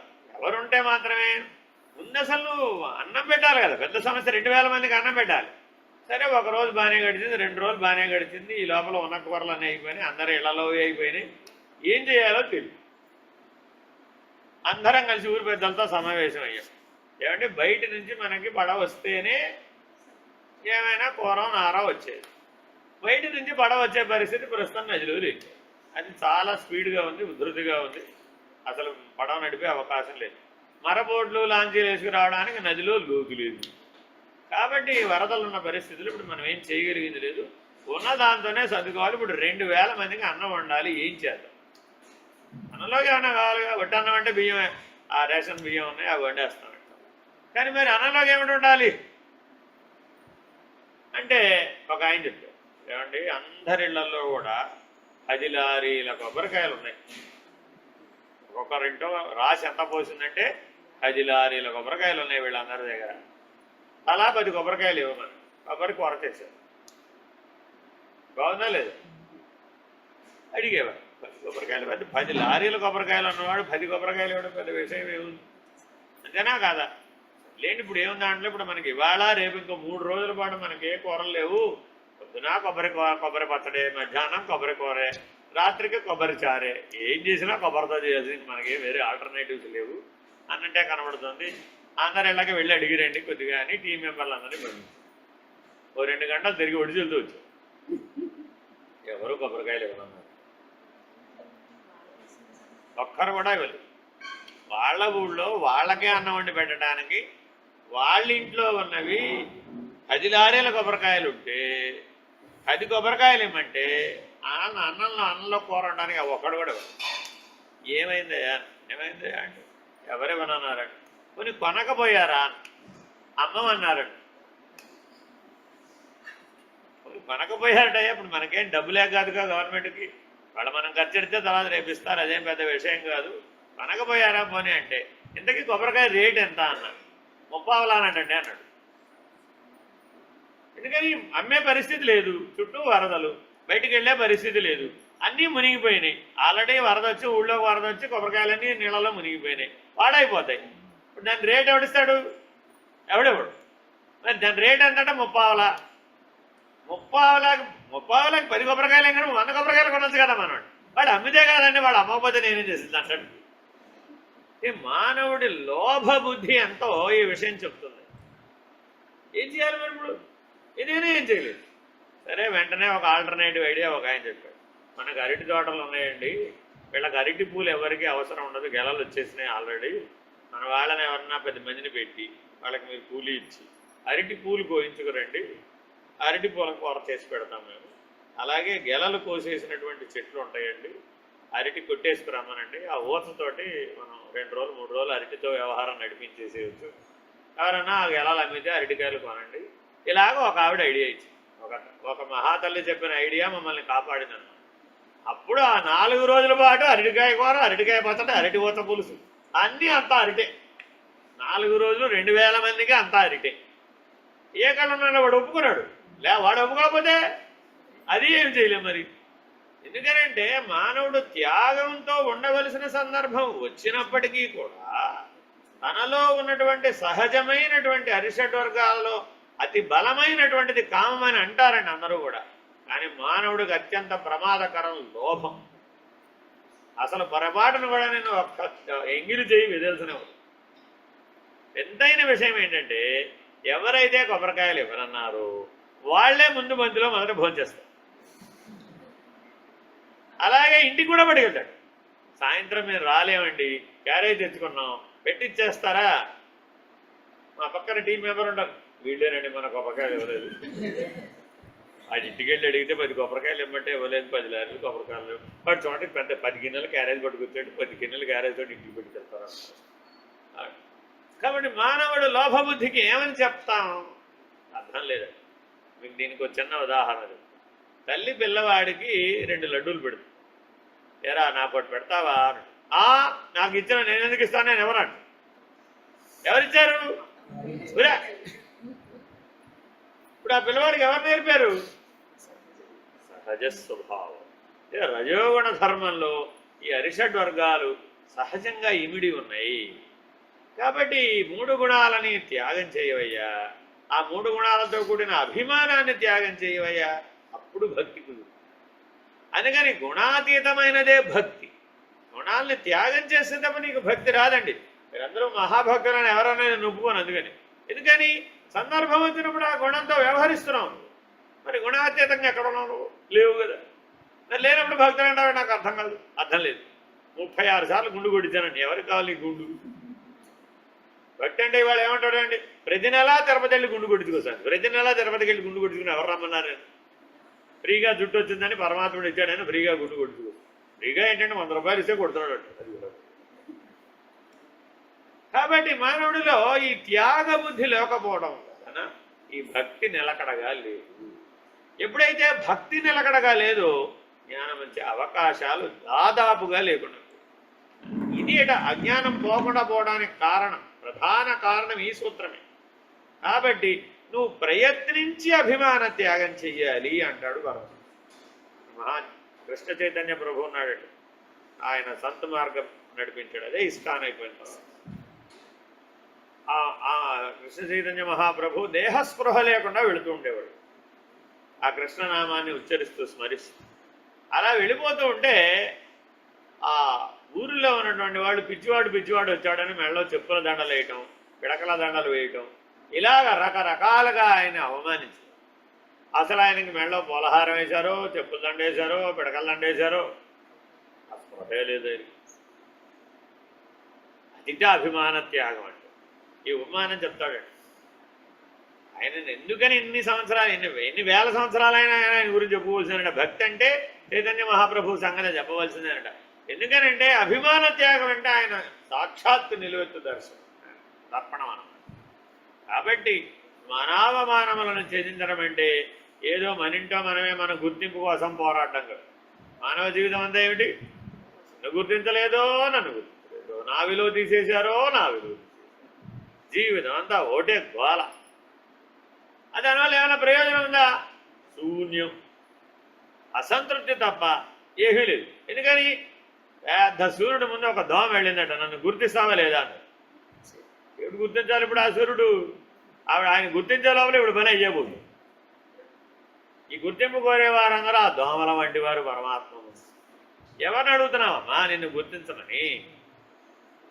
ఎందుకంటే పెద్ద పెద్ద పనులు చేస్తాం. మనం చేసినప్పుడు దానం ఇచ్చేవాళ్ళు కొన్ని షరతులు పెడుతూ ఉంటారన్నమాట. నాకు ఫోన్ చేస్తారు, మా పేరు అక్కడ శివలింగం పైన పెడతారండి. ఇది ఎంజాయ్ పాడు, శివలింగం పేరు మీద నీ పేరు పెట్టడం ఎందుకు వాళ్ళదానికి అంటే మేము ఇచ్చినట్టు ఎవరికైనా తెలియాలి. వాళ్ళకి తెలియడం ఎందుకు, పరమాత్మకు తెలిసే చాలా? అలా కాదండి, మా పేరు పెడతానంటే నేను ఇస్తానంట. ఇప్పుడు వీడి దానం అనాలా, త్యాగం అనాలా? దీన్ని సృష్టి చేసిన పరమాత్మ పేరే అక్కడ లేదు బాబు. పేర్లు గట్టాలు పెట్టటాలు పరమాత్మ పద్ధతిలో ఉండవు. నిజభక్తిలో ఏ పేర్లు ఉండవు నాయన. భక్తులు అనేవాడు పేరు ఊరు అని వదిలేస్తేనే భక్తుడు అవుతాడు అని పాఠం చెప్దాం అనుకోండి. వాడు వింటాడంటారా? ఎందుకని? లోభబుద్ధి బలం. దానికి నాకు ఒక ఆయన ఒక ప్లాన్ చెప్పారండి. ఈ ప్లాన్ని మీరు అమలు చేస్తే మీకు $1 మిలియన్ వస్తాయండి, మీరు ఎవరిని అడగక్కర్లేదు. ఒక్క ఆశ్రమం కాదు, మీరు 10 ఆశ్రమాలు కట్టవచ్చు అని. $1 మిలియన్ వస్తాయి, ఈ ఒక పని చేయండి చాలు అని ఒక ఐడియా, ఒక ప్లాన్ చెప్పారు. దాన్ని ఫండ్ రైజింగ్ అంటారు. అమెరికాలో అందరూ అదే మోడల్ పెట్టి ఆ ఫండ్ రైజింగ్ మోడల్ ప్లాన్ చెప్తాను నేను మీకు, రండి అన్నాడు.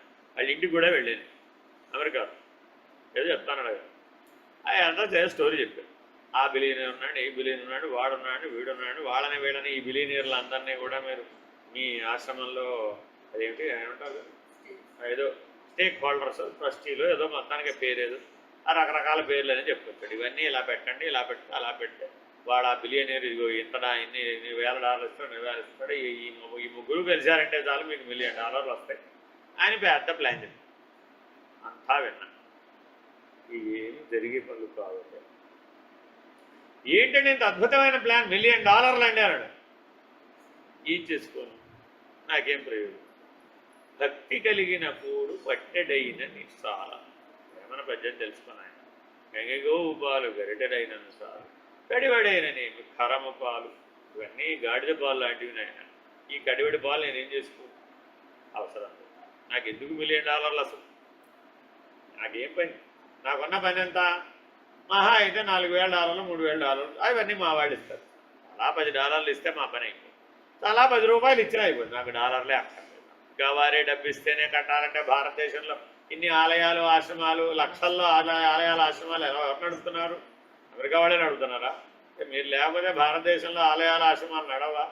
మా దగ్గర ప్రజల దగ్గర ఉన్నటువంటి ఆలయాలు ఆశ్రమాల్లో ఉన్న డబ్బు ఎంత ఉందో తెలుసుకుంటే మీ అమెరికా కాదు కదా 136 దేశాలు కలిపినా అంత డబ్బు మీరు ఇవ్వలేరయ్యా. మేము పూర్తిగా ధనవంతులు, మేమేం పేదవాళ్ళం కాదు. కాకపోతే మీలాగా మేము ఆడంబరాలకు పోము. మేము మా ధార్మికమైన జీవనాన్ని జీవిస్తాం. మా దగ్గర ఉన్నంత డబ్బు మీ దగ్గర ఉండుంటే మీరు మా దగ్గరికి ఎందుకు వస్తారు? మీరందరూ మా దేశానికి ఎందుకు వచ్చారు? మేము డబ్బున్న వాళ్ళం కాబట్టి. మీ దగ్గర డబ్బు లేదు కాబట్టి మీ డబ్బు మాకు అక్కర్లేదు. అందులో ఇలాంటి డబ్బు అసలు అక్కర్లేదండి. ఇలా ప్రపంచంలో డబ్బు సంపాదించడానికి ఎన్నో మార్గాలు ఉండవచ్చండి, కానీ వాటి వల్ల ఏమిటి ప్రయోజనం? ప్రపంచంలో మనం అక్కర్లేని వాటిని సంపాదించడానికి కోకొల్లట మార్గాలు, చెడిపోవడానికి 101 మార్గాలు ఉండే, బాగుపడడానికి ఒక మార్గమే ఉంది. నీకు 101 మార్గాలు కావాలా, ఒక మార్గం కావాలా? అది నువ్వే డిసైడ్ చేసుకోవాలి. ఈ అభిమానం ఉన్నవాడు ఆ 101 మార్గాలలో వెళతాడు. ఎందుకనంటే అది సులభంగా వాడిని గుర్తిస్తుందట, వాడికి గుర్తింపునిస్తుంది. వచ్చారండి చౌదరి గారు, వచ్చారండి బాబు, కొద్దిగా పెద్ద కుర్చీ వేవయ్యా. రెడ్డి గారు వచ్చారండి, ఈయనకి మరి ఇంకా పెద్ద కుర్చీ వేవయ్యా బాబు. ఈయన చిన్నరెడ్డి గారు, ఆయన పెద్ద రెడ్డి గారు, ఈయన చిన్న చౌదరి గారు, ఆయన పెద్ద చౌదరి గారు, ఆయన చిన్నరాజు గారు భీమవరం వెళ్ళారు. అబ్బో పెద్దరాజు గారు వచ్చారండి బాబు. నీకు ప్రతి చోట పెద్దపేట. ఏమిటి పెద్దపేట? విమానం కదండి. అసలు శ్రీకృష్ణుడు ధర్మరాజుకి ఎందుకు సహాయం చేయాలి ఆలోచించండి.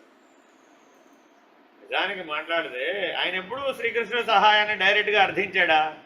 అడిగిన సందర్భం ఎప్పుడు కనపడదండి. మామూలుగా దండం పెట్టుకుంటాడు, పరమాత్మ నీవంటే నాకు భక్తి, నాకేం ప్రత్యేకమైన కోరికలు లేవు, నేనే నిన్ను ప్రత్యేకంగా కోరేది లేదు. ఏ కోరిక లేకపోవడం అన్నది అక్కడ ఎలిజిబిలిటీ తెచ్చి, అర్హత తెచ్చి. అదేనండి. ఇప్పుడు విరాట నగరానికి వెళ్ళాలండి. అందరిలోకల్లా బయటపడిపోయేవాడు ఎవరంటే ధర్మరాజును భీముడు. ఎందుకని? ధర్మరాజు ఎటువంటి వాడయ్యా అంటే ఆయన ఎక్కడుంటే అక్కడంతా సస్యశ్యామలం అయిపోతుంది, సృష్టి అంతా మారిపోతుంది, అందరూ ధార్మికులు అయిపోతారు, వేరే వారు ఎవరు ఉండరు. అలాంటి జీవన విధానం ప్రజలందరికీ వచ్చేస్తుంది. ఆయన యొక్క ధర్మాచరణ యొక్క ప్రభావం చేత ఇన్ని మార్పులు వస్తాయి. మరి ఇన్ని మార్పులు సృష్టిలో అంతా వచ్చేస్తే తెలియకుండా ఉంటుందా? వెంటనే తెలిసిపోదు. 3 కాలముల యందు వాన పడుతుందట, నెలకు 3 వానలు పడతాయట. ఎక్కడ సుభిక్షమైనటువంటి వాతావరణం ఉంటుందట, అన్నార్తులు ఉండరట ఎవరు కూడా. ఎన్ని మార్పులు అంటే ఇన్ని మార్పులు మామూలుగా సాధించాలంటే 1000 ఏళ్ళు పడుతుందట ఒక దేశంలో కానీ ఒక రాజ్యంలో. కానీ ధర్మరాజు ఎక్కడ ఉంటే 1000 ఏళ్లలో జరిగేటటువంటి పరిణామం అంతా వెంటనే జరిగిపోతుంది. అది ఆయన ధర్మం యొక్క బలం.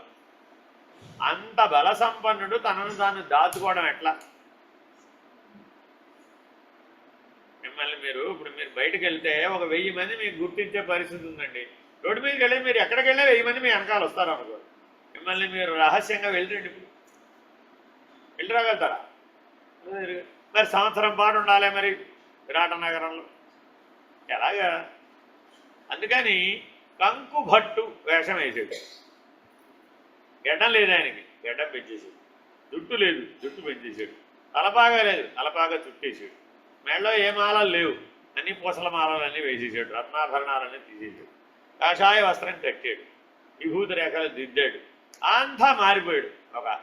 ఒక ఏమంటారు, సన్యాసి వలె, ఒక ఋషి వలె మారిపోయాడు. పేరేం పెట్టుకున్నాడు? కంకు భట్టు. వెళ్ళాడు విరాట నగరం, విరాటరాజు గారి దగ్గరికి వెళ్ళాడు. ఎవరయ్యా నువ్వు? కానీ కొద్దిగా ధర్మరాజు గారి దగ్గర ఆయనకి పాచికలు ఆడే అలవాటు ఉందండి. ఆయనతో కూర్చుని పాచికలు ఆడేవాడిని. అంతకు మించి నేనేం చేసేవాడిని కాదు. బలహీనతని బలంగా మార్చుకోమని శ్రీకృష్ణుడు సలహా ఇచ్చాడు. ఏమయ్యా నీకు దుర్గతి ఎలా వచ్చింది? పాచికలు ఆడడం వల్ల వచ్చింది. ఇప్పుడు నీకు విరాట నగరంలో అదే ఆధారం అవుతుంది భో అన్నాడు. ఇప్పుడు చెప్పినట్టా చెప్పినట్టే సూచించేశాడు అంతే. ధర్మరాజు కదా వెంటనే వెలిగింది బల్బు. అంతే. ఒక సందర్భంలో ఆ విరాట రాజు కోపం వచ్చి ఓడిపోతాడు. రాజుగారు ఓడిపోతే కోపం రాదు, మరి అభిమానం కదా, ఆ పాచికలతో కొడతాడు. కొడితే ధర్మరాజుకి బలమైన గాయం అవుతుంది. బొట్లు టకటకా నేల మీద పడిపోతుంది. ఇదో పెద్ద విషయం. ధర్మాత్ముడైన వాడికి కనుక ఎక్కడైతే వేదన కలుగుతుందో, దుఃఖం కలుగుతుందో అక్కడ క్షామం వస్తుంది. ధర్మాత్ముడు కదా, మరి వెంటనే ప్రకృతి స్పందిస్తుందట ఆ ధర్మానికి. ధర్మాత్ముడికి హింస జరిగింది, అతనికి ఇబ్బంది కలిగిందని, ఆ రక్తం నేల మీద పడిందని వెంటనే ఆ పక్కన ద్రౌపదీదేవుడు పరపరా చేరచించి టపటపా కట్టేస్తుంది.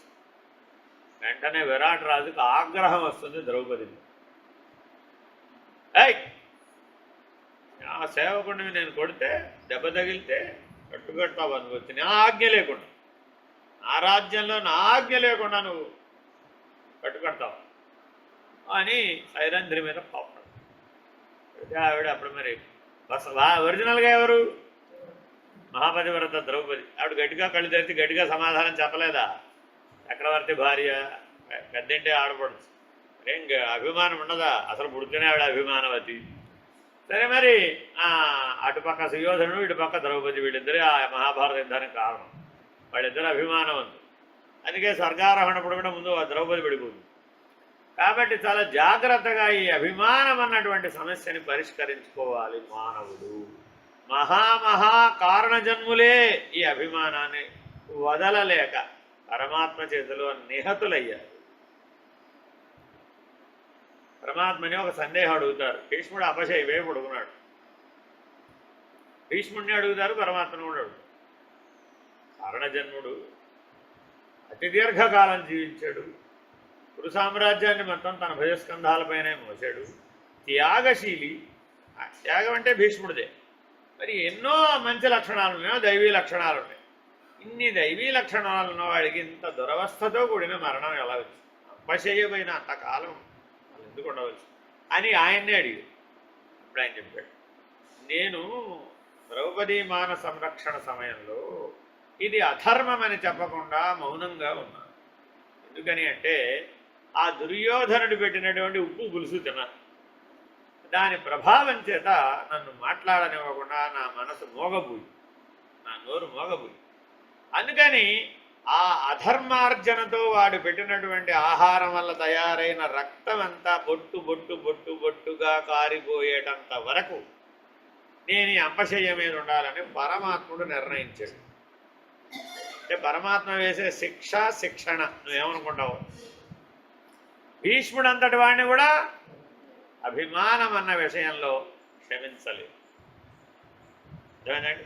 ఇదే మన పరమాత్మను అడిగాడు. కురువృద్ధుడే కావచ్చు, కారణజన్ముడే కావచ్చు, ధర్మాన్ని ఉల్లంఘించరాదు కదా. ధర్మాన్ని ఉల్లంఘించాడు, అధర్మ పక్షంలో నిలబడు. ఆయన నేను నీ వైపు ఉండనంటే ఆయన అనేవాడెవడు? యోధనుడు అడిగాడండి, నేను నీ వైపు లేననంటే ఆయన అనేవాడెవడు? నేను పరమాత్మని ఎదుటి పక్షంలో నిలబడి నేను పోరాడడానికి నేను సిద్ధపడ్డాను కదా. భగవద్గీత చెప్పినప్పుడు భీష్ముడు కూడా విన్నాడు కదా. అర్జునుడితో పాటు విన్నవాళ్ళు ఎవరయ్యా అంటే హనుమంతుడు, భీష్ముడు, సంజయుడు, ధృతరాష్ట్రుడు ఇలా చెప్తాడు. మరి అప్పుడు భీష్ముడు కూడా విన్నాడు కదా. అంత భగవద్గీత విన్న భీష్ముడు అర్జునుడైనా మారాడు. కానీ భీష్ముడు ఆ పక్షాన్ని వదిలి ఈ పక్షంలోకి వచ్చి ఉంటే అతను కాపాడబడేవాడు కదా. పరమాత్మ ఏ పక్షంలో ఉన్నాడో నువ్వు ఆ పక్షంలో ఉండడానికి నీకు అడ్డం ఏమిటి వచ్చింది? అభిమానం అడ్డం వచ్చింది. కాబట్టి ఆ అభిమానం అంతా పోయి విష్ణు సహస్రనామం చెప్పే దశకి ఆయన వచ్చేదాకా ఆయన అపశయమని ఉండదు. అందుకు వేసపోతే ఎంత తేడా ఉందో చూడండి. అనుభవించే భీష్ముడు చెప్పిన రీజన్ వేరే, పరమాత్మ చెప్పిన కారణం వేరే. ఎందుకు భారతం చదవాలి, ఎందుకు రామాయణం చదవాలి అంటే ఒక్కొక్క పాత్ర ద్వారా మానవుడు ఎలా జీవించాలో చెప్పారు. ఈ అభిమానం అన్న అంశం అన్ని అంపశయ్య వరకు పట్టుకు. ఇవాళ మీరు ఐసీయూలో ఎవరెవరైతే తీసుకుని పోతున్నారు అంటున్నారో దాని వెనక కారణం ఏంటి? జీవితం అంతా అభిమానం అనేటటువంటి విషంతో జీవించడం వలన ఆ విషమంతా హరించుకుపోయేదాకా ఆ దురవస్థను అనుభవించవలసిందే అని మహాభారతం రుజువు చేస్తుంది. పరమాత్మ ఈ దృష్టితో చెప్తున్నాడు. ఎప్పుడెప్పుడైతే మీరు నన్ను గుర్తించలేదు, నా గుర్తింపు పోయింది, నా విలువ పోయింది అని మీరు సుయోధనుడిలాగా బాధపడతారో అప్పుడు మీకు ఆ దుర్గతి తప్పదు. సుయోధనుడి చివరి దశ చూడండి. చివరి దశ తెలుసా మీకు? మృత్యువు రాలేదు, తొడలు వెరక్కొట్టి సగం అటు సగం జీవించిన వాడు కాదు, సగం మరణించిన వాడు కాదు. భీముడు అంటాడండి, ఇంకొక దెబ్బ కొడితే పోతాం ఖాయం, కానీ నేను కొట్టను అంటాడు. అప్పుడు కానీ నా పగ చల్లారదంటాడు. ఏమిటయ్యా పగ ఇంతకీ? నువ్వు ఎన్నో చేసావు కదా మాకు, అందుకని నిన్నిట్లా సగం జీవంతో, నువ్వు సాంతం నిర్జీవుడివి కాదు, సాంతం సజీవుడివి కాదు, ఇలా తీసుకుని నువ్వు సాంతం చనిపోవలసిందే తప్ప నీకు సులభమైన మృత్యువు రానివ్వను అంటే పగ ప్రతీకారాలు ఎంత దూరం తీసుకెళ్తాయా అంటే అంత దూరం. ఇవన్నీ దాని అనుకున్న కారణం ఏమిటి? అభిమానమే. ఏమిటో మన గోల ఎవరి మీద వ్యతిరేకం వదిలి ఎవరి మీద ప్రతీకారం వదిలి అర్థం లేదా? ఆ ప్రతీకారానికి చూడండి, ప్రతి మానవుడికి రాగద్వేషాలుండి ఎవడో ఒకటి మీద ప్రతీకార చర్యకు పొరుగు ఏదో ఒక ప్రతిజ్ఞ చేస్తాడు. నేనున్నంతకాలం నిన్ను సుఖంగా ఉండనివని తెలుసా అంటాడు. ఏమవుతాడు ఏమిటి? ఉత్తర ఆవిడ మంచినీళ్ళు ఇస్తేనే వీళ్ళు ఇచ్చేది, లేకపోతే గోవింద విడుతుంది. భగవంతుడు ఆ పరిస్థితి పట్టుకొస్తాడు. మరి అప్పుడు ఏమైపోయింది? దేవుడా అంటూ మంచం మీద పడుకుని మంచినీళ్ళ కోసం అలమటించే రోజులు వస్తాయి, ఏ కుటుంబ సభ్యులు పట్టించుకోని రోజులు వస్తాయి. అప్పుడు మరి ఎవరు కాపాడుతాడు? నీ అభిమానం నిన్నేం కాపాడు? ఇలాంటి మానవ జీవితాలు మన చుట్టుపక్కల ఎన్నో, మరి వాటిని చూసి నేర్చుకోవాలక్కర్లేదు. కాబట్టి భక్తి అంటే ఏమిటండి? అభిమాన త్యాగమే భక్తి. నీ అభిమానాన్ని నువ్వు కాపాడుకుని నేను దేవుడిని బాగా కొలిచాను తెలుసా, రోజు సహస్రనామం చదివాను తెలుసు పెరిగి అనడాయి. నీ సహస్రనామానికి అక్కడే విలువ. ఎంతమందినో చూశానండి నేను నా జీవితంలో. నిత్య లలితా సహస్రనామం పారాయణ చేసేవాళ్ళు బోల్డ్ మంది ఉంటారండి. మీరు వాళ్ళని చూడండి, అది దాటి బయటికి రాగానే వాళ్ళలో అభిమానం విస్తృతంగా విచ్చుకుంటుంది. అంతా ఇంత కాదు. అప్పుడు అనుకుంటా వేరే వీడి మీద ఒక్క సహస్రనామంలో ఒక్క నామైనా పరిచయలేదు, 1000 నామాలతో అమ్మని పిలిచాడే కానీ ఒక్క నామంతో కూడా సరిగ్గా వీడు హృదయపూర్వకంగా పిలవలేదు, ఆ అభిమాన త్యాగం చేయలేదు. ఏం ప్రయోజనం? 40 ఏళ్ళు 50 ఏళ్ళు లలితా సహస్రనామ పారాయణ గీతాపారాయణ చేసిన వాళ్ళని చూశాను. 50 ఏళ్ళు గీతాపారాయణ చేసిన వాళ్ళని, రోజుకి 108 సార్లు గీతాపారాయణ చేసిన వాళ్ళని కూడా చూశాను. 108 అదే ఉద్యోగం, పొద్దున రాత్రా ఒకటే ఉద్యోగం. ఏమిటి? 108 సార్లు గీతాపారాయణ చేస్తాను. ఏనయ్యా బాబు, ఇప్పుడు ఏం చెప్పాను నేను? నేనన్న అభిమానాన్ని త్యజించకపోతే అది భక్తి ఎలా అవుతుంది? భక్తి కానీ భగవంతుడికి ఎలా చేయాలి? సమర్పించబడదు కదా, మరి అప్పుడు అది కైంకర్యం కాదు కదా. అలా కానప్పుడు మరి నీకు అది పరమాత్మ అనుగ్రహాన్ని ఎలా ఇస్తుంది? అది ఇవ్వలేదు కదా, అది మోక్షం ఎలాగలదు?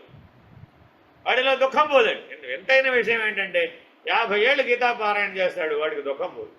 40 ఏళ్ళు లలితా సహస్రనామ పారాయణ నిత్య పారాయణ చేస్తారు, దుఃఖం మాత్రం ఎందుకని పోలేదు? నీ అభిమానాన్ని నువ్వు త్యజించలేదు కాబట్టి దుఃఖం నీకు పోలేదు.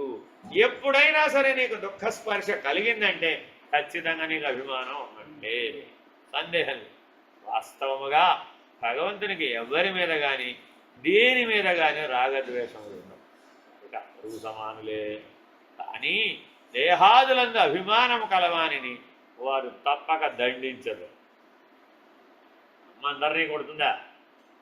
4 పిల్లల్ని కనండి, వాడు గడుగ్గా ఉంటాడు, వాడికి మాత్రం దెబ్బలు రోజు కొడుతాడు. చూడండి, మిగిలిన 3 సౌమ్యులు అనుకోండి, వాళ్ళకి పడవు. వీడేమనుకుంటాడంటే అమ్మ నా మీద ద్వేషం ఉంది అందుకే రోజు కొడుతుంది నన్ను, ఆ 3 పిల్లలంటే ఎక్కువ ఇష్టం అందుకే పట్టదు అని అనుకుంటాడు. అది కూడా ఉల్టా అర్థమే వచ్చాడు. చెప్పే పాఠాన్ని కూడా సరిగా అర్థం చేసుకో. దండించినప్పటికీ వాడు మారడాడు. ఆ స్వభావాన్ని మార్చుకోకుండా అభిమానధనుడుగానే ఉంటాడు. కాబట్టి నీవు ఎట్లా ఇక్కడ వ్యవహరిస్తున్నావో పరమాత్మ కూడా అలాగే వ్యవహరిస్తాడు. నీకు దండన తప్పదు. దీనుడకు సేవకుని ఉద్ధరించు, ప్రేమించు. దేహాదులందు అభిమానం వీడి భగవంతుని కొరకై పరితపించుతూ నిర్మల భక్తి గలవారిని దీన హృదయులను భగవంతుడును ప్రేమించు. భక్తులు భగవంతునికి కింకరులనియే సేవకులనియే భావించుతురు కదా. ఇక్కడికి వెళ్ళి ఏమంటున్నావు? నీ సేవ చేయడానికే వచ్చాను ఆయన. శ్రీవారి సేవ లైన్లో నిలబడి క్యూ లైన్లో అప్లికేషన్ పెట్టి మరి 3 నెలలు 6 నెలలు లైన్లో ఉండి ఓ స్కార్ఫ్ కట్టుకుని అక్కడికి వెళ్ళి ఏదో సేవ చేస్తావా లేదా? ఎవరికి చేసావు? శ్రీవారికి సేవ. శ్రీవారి భక్తులకు చేసావు, శ్రీవారికి చేయలే. శ్రీవారికి చేసేవి పదండి పదండి పదండి నడవండి నడవండి నడవండి అని నెట్టేసి వాడిని లాగేసి సరిగ్గా చూడనివ్వకుండా శ్రీవారి సేవ చేస్తున్నట్టు. అవునా కాదు? ఎక్కడ ఉంటారు? క్యూ లైన్లో ఉంటాడండి. ఏం చేస్తాడు వీడు? నెట్టేయడమే పని. ఇటు నెట్ట అటు నెట్ట. ఇటు లోపలికి నెట్టేవాడు ఒకడు, బయటికి నెట్టేవాడు ఒకడు. అక్కడ లోపల ఉంటాడు, వాడు బయటికి గేటేసి ఉన్నాడు. పదండి పదండి పదండి. 1,00,000 మంది చూడాలయ్యా మరి పద. ఏమిటి ఇంతకు చేసిన శ్రీవారి సేవ? పైగా ఇంటికి వచ్చి ఏం చేస్తాడు తెలుసా? నేను సాక్షాత్ భగవంతుడి దగ్గర బంగారు వాకిలి అవతల ప్రధాన విగ్రహం దగ్గరే ఎదురుకుండా నా సేవా డ్యూటీ ఎక్కడిచ్చారనుకున్నావు? ఏమిటైంది ఇప్పుడు? కొండంత అభిమానం అయింది. మరి భగవంతుడు ఏమిటి చేశాడు? ఇవన్నీ సేవలు కైంకర్యాల కింద స్వీకరించబడవు. అట్టి దీనుల ఎడల భగవానుడు కరుణ కలిగి, కానీ దేహాభిమానము దర్పము గలవారి ఎడల భగవంతుడు సర్వదా విముఖుడయ్యుడు. యోగి వేమన, వేమన గారు చాలా విఖ్యాతిని పొందారు. ఆయన తన యొక్క యోగశక్తి చేత అష్టసిద్ధులను పొందాడు. ఊరికే అలా దృష్టి లేని వాళ్ళనే చూపు లేదా అలాగా ఇలా అని ముట్టుకునేవాడు. ఆ స్పర్శతో చూపు వచ్చేసి అలా ఎన్నో చేశారు. ఆయన కూడా ఎన్నో అద్భుతాలు మిరాకిల్స్ చాలా చేశారు. భగవాన్ బాబా వారు ఎన్ని చేశారని చెప్తూ ఉంటారో వారు కూడా అలాగే యోగీశ్వరేశ్వరుడు. అలాగా కుష్ఠరోగం తగ్గించాడు, క్యాన్సర్ తగ్గించాడు, క్షయవ్యాధి తగ్గించాడు. అలా వేమన చరిత్ర చదివితే మనకు చాలా కనపడదు. ఇలాంటివన్నీ మరి లోకంలో పాపులారిటీ వస్తున్నారు కదా. ముందు వచ్చేవాళ్ళు ఎవరు? కోటీశ్వరులే. పాపులారిటీ రాగానే ఫస్ట్ ఎవరు పరిగెట్టుకోసారి ముందు కోటీశ్వరులు వస్తారు. సరే అందరూ రకరకాల ఆహార పదార్థాలు, రకరకాల నైవేద్యాలు. ఆయన ఏమో పాడు ఎక్కడో ఒక శిథిలమైనటువంటి ఆలయంలో ఉండేవాడు. అంటే ఏమి వస్త్రం లేదు, బడు లేదు. భగవాన్ రమణుల వారినే కౌపేనం. ఆయన ఏం కట్టుకోవడం తెలిసినా మూటడు పట్టుబట్టలు, మూటడు లడ్డూలు, మూటడు అన్నీ వేసుకుని బోల్డ్ మంది ప్రముఖులందరూ వచ్చేస్తారు. అన్నీ ఆయన చుట్టూతో నింపేస్తారు. ఆలయం అంతా నిండిపోతుంది. అలా చూసి నవ్వు నవ్వుతారు, వెర్రి నవ్వునవి నడుచుకుంటూ బయటికి వెళ్ళిపోతారు. బయట తుమ్మ చెట్టు కింద ఒక అడుక్కునే ఆవిడ ఉంటుంది, భిక్షాగతి. ఆవిడ ఏం చేస్తుంది? బయట అందరూ అడుగును. ఆ రోజు అడిగితే ఎవరో నిన్నటి అన్నం ఉంటుంది కదా, ఆ నిన్నటి అన్నం ఇక పాడైపోతుందన్న దశలో ఆవిడకి వేసేది. ఆవిడ ఆ అన్నం పట్టుకుని తినడానికి ఆ చెట్టు కింద కూర్చుంది. ఆవిడ అంధురాలు, ఆవిడకు చిన్న మనవరాలు, పిల్లలు చనిపోయారు, మనవరాలు మిగిలి. ఆ చెట్టు కింద కూర్చుని అయ్యో పాపం ఆ యోగేశ్వరేశ్వరుడు ఈ ఊళ్ళోనే ఉన్నాడట, నేను కనులారా చూడకపోతేనే, ఒక్క భువన అన్నం పెట్టకపోతేనే, ఒక ప్రసాదం ఆయన చేత నేను తినకపోతేనే అని ఆ తుమ్మ చెట్టు కింద కూర్చొని దుఃఖిస్తున్నాను. అక్కడికి వెళ్ళాడు ఈయన సరాసరి. అవ్వా నాకు అన్నం పెట్టలేదని బాధపడుతున్నావా? పెట్టు, నువ్వు పెట్టే ప్రసాదం తినడానికే వచ్చానే అని అక్కడికి వెళ్ళి నేల మీద కూర్చొని దుమ్ము ధూళిలో కూర్చొని ఆ పాడైపోవడానికి సిద్ధంగా ఉన్నటువంటి తల్లి అన్నాన్ని ఆవిడ పెడితే, నువ్వే ఇక్కడికి వచ్చావా నాయన, నేను నిన్ను చూడలేనని, నీ దగ్గరకు రాలేనని కరుణించావా అని ఆవిడ వేమన చేతులను ప్రాణం వదిలేస్తుంది. అదేనండి, మోక్షం ఇవ్వడం అంటే ఎలా అయినా ఇవ్వచ్చు. గుర్తుపెట్టుకోండి, మీరు బ్రతికుండగా కూడా మోక్షం ఇవ్వచ్చు. ఆ క్షణంలో మీరు మోక్షం పొంది ప్రాణాలు విడవచ్చు. ఆ ముద్ద అన్నం పెట్టింది, ఆ పెట్టిన అన్నం సగం తిని ఆయన సగం ఆవిడికి పెట్టాడు. ఎలా కరుణించాడు? ఇలా కరుణించాడు. ఆ పెట్టినటువంటి తల్లి అన్నం ఒక ముద్దలో సగభాగం తాని తిని అదే సగభాగం ఆవిడికి పెట్టాడు. అంతే మోక్షం. ఇది చూసిన ప్రజలందరూ అనకాలి, ఈయనేమి స్వామి అండి బాబు. ఎవరన్నా ఇట్లాంటి వాళ్ళని ఏమంటారు? ఈయనంత వెర్రిబాగులాడు ఎవడు లేడు. ఇక్కడేమో కోట్లు ధనరాశులు పట్టు వస్త్రాలు తిని చీనాంబరాలు 16 రకాల పదార్థాలు ఇన్ని వెయిట్ చేస్తుంటే ఆవిడ దగ్గరికి వెళ్ళి పాసిపోయినది తిట్టుతాడు బాబు అని వీళ్ళంతా ఒకళ్ళతో ఒకళ్ళు అరుగుతూ ఉన్నారు. అప్పుడు ఆయన వెనక్కి తిరిగి నవ్వునది, మీరు తెచ్చిన విషం కంటే ఈ అవ్వ పెట్టిన అమృతమే గొప్పది, ఆవిడికి మోక్షాన్ని ఇచ్చింది అంట. మీరందరూ ఏదో కోరి కదా ఇవన్నీ తెచ్చారు, ఆ విషం తెచ్చారు మీరంతా. ఆ విషం పుచ్చుకొని మీ కోరికలు తీర్చమని మీ అభిప్రాయం. అంటే అభిమానవంతుడపై నీవు ఇచ్చినవన్నీ విషమైనటువంటి విషంతో సమానమైనవి.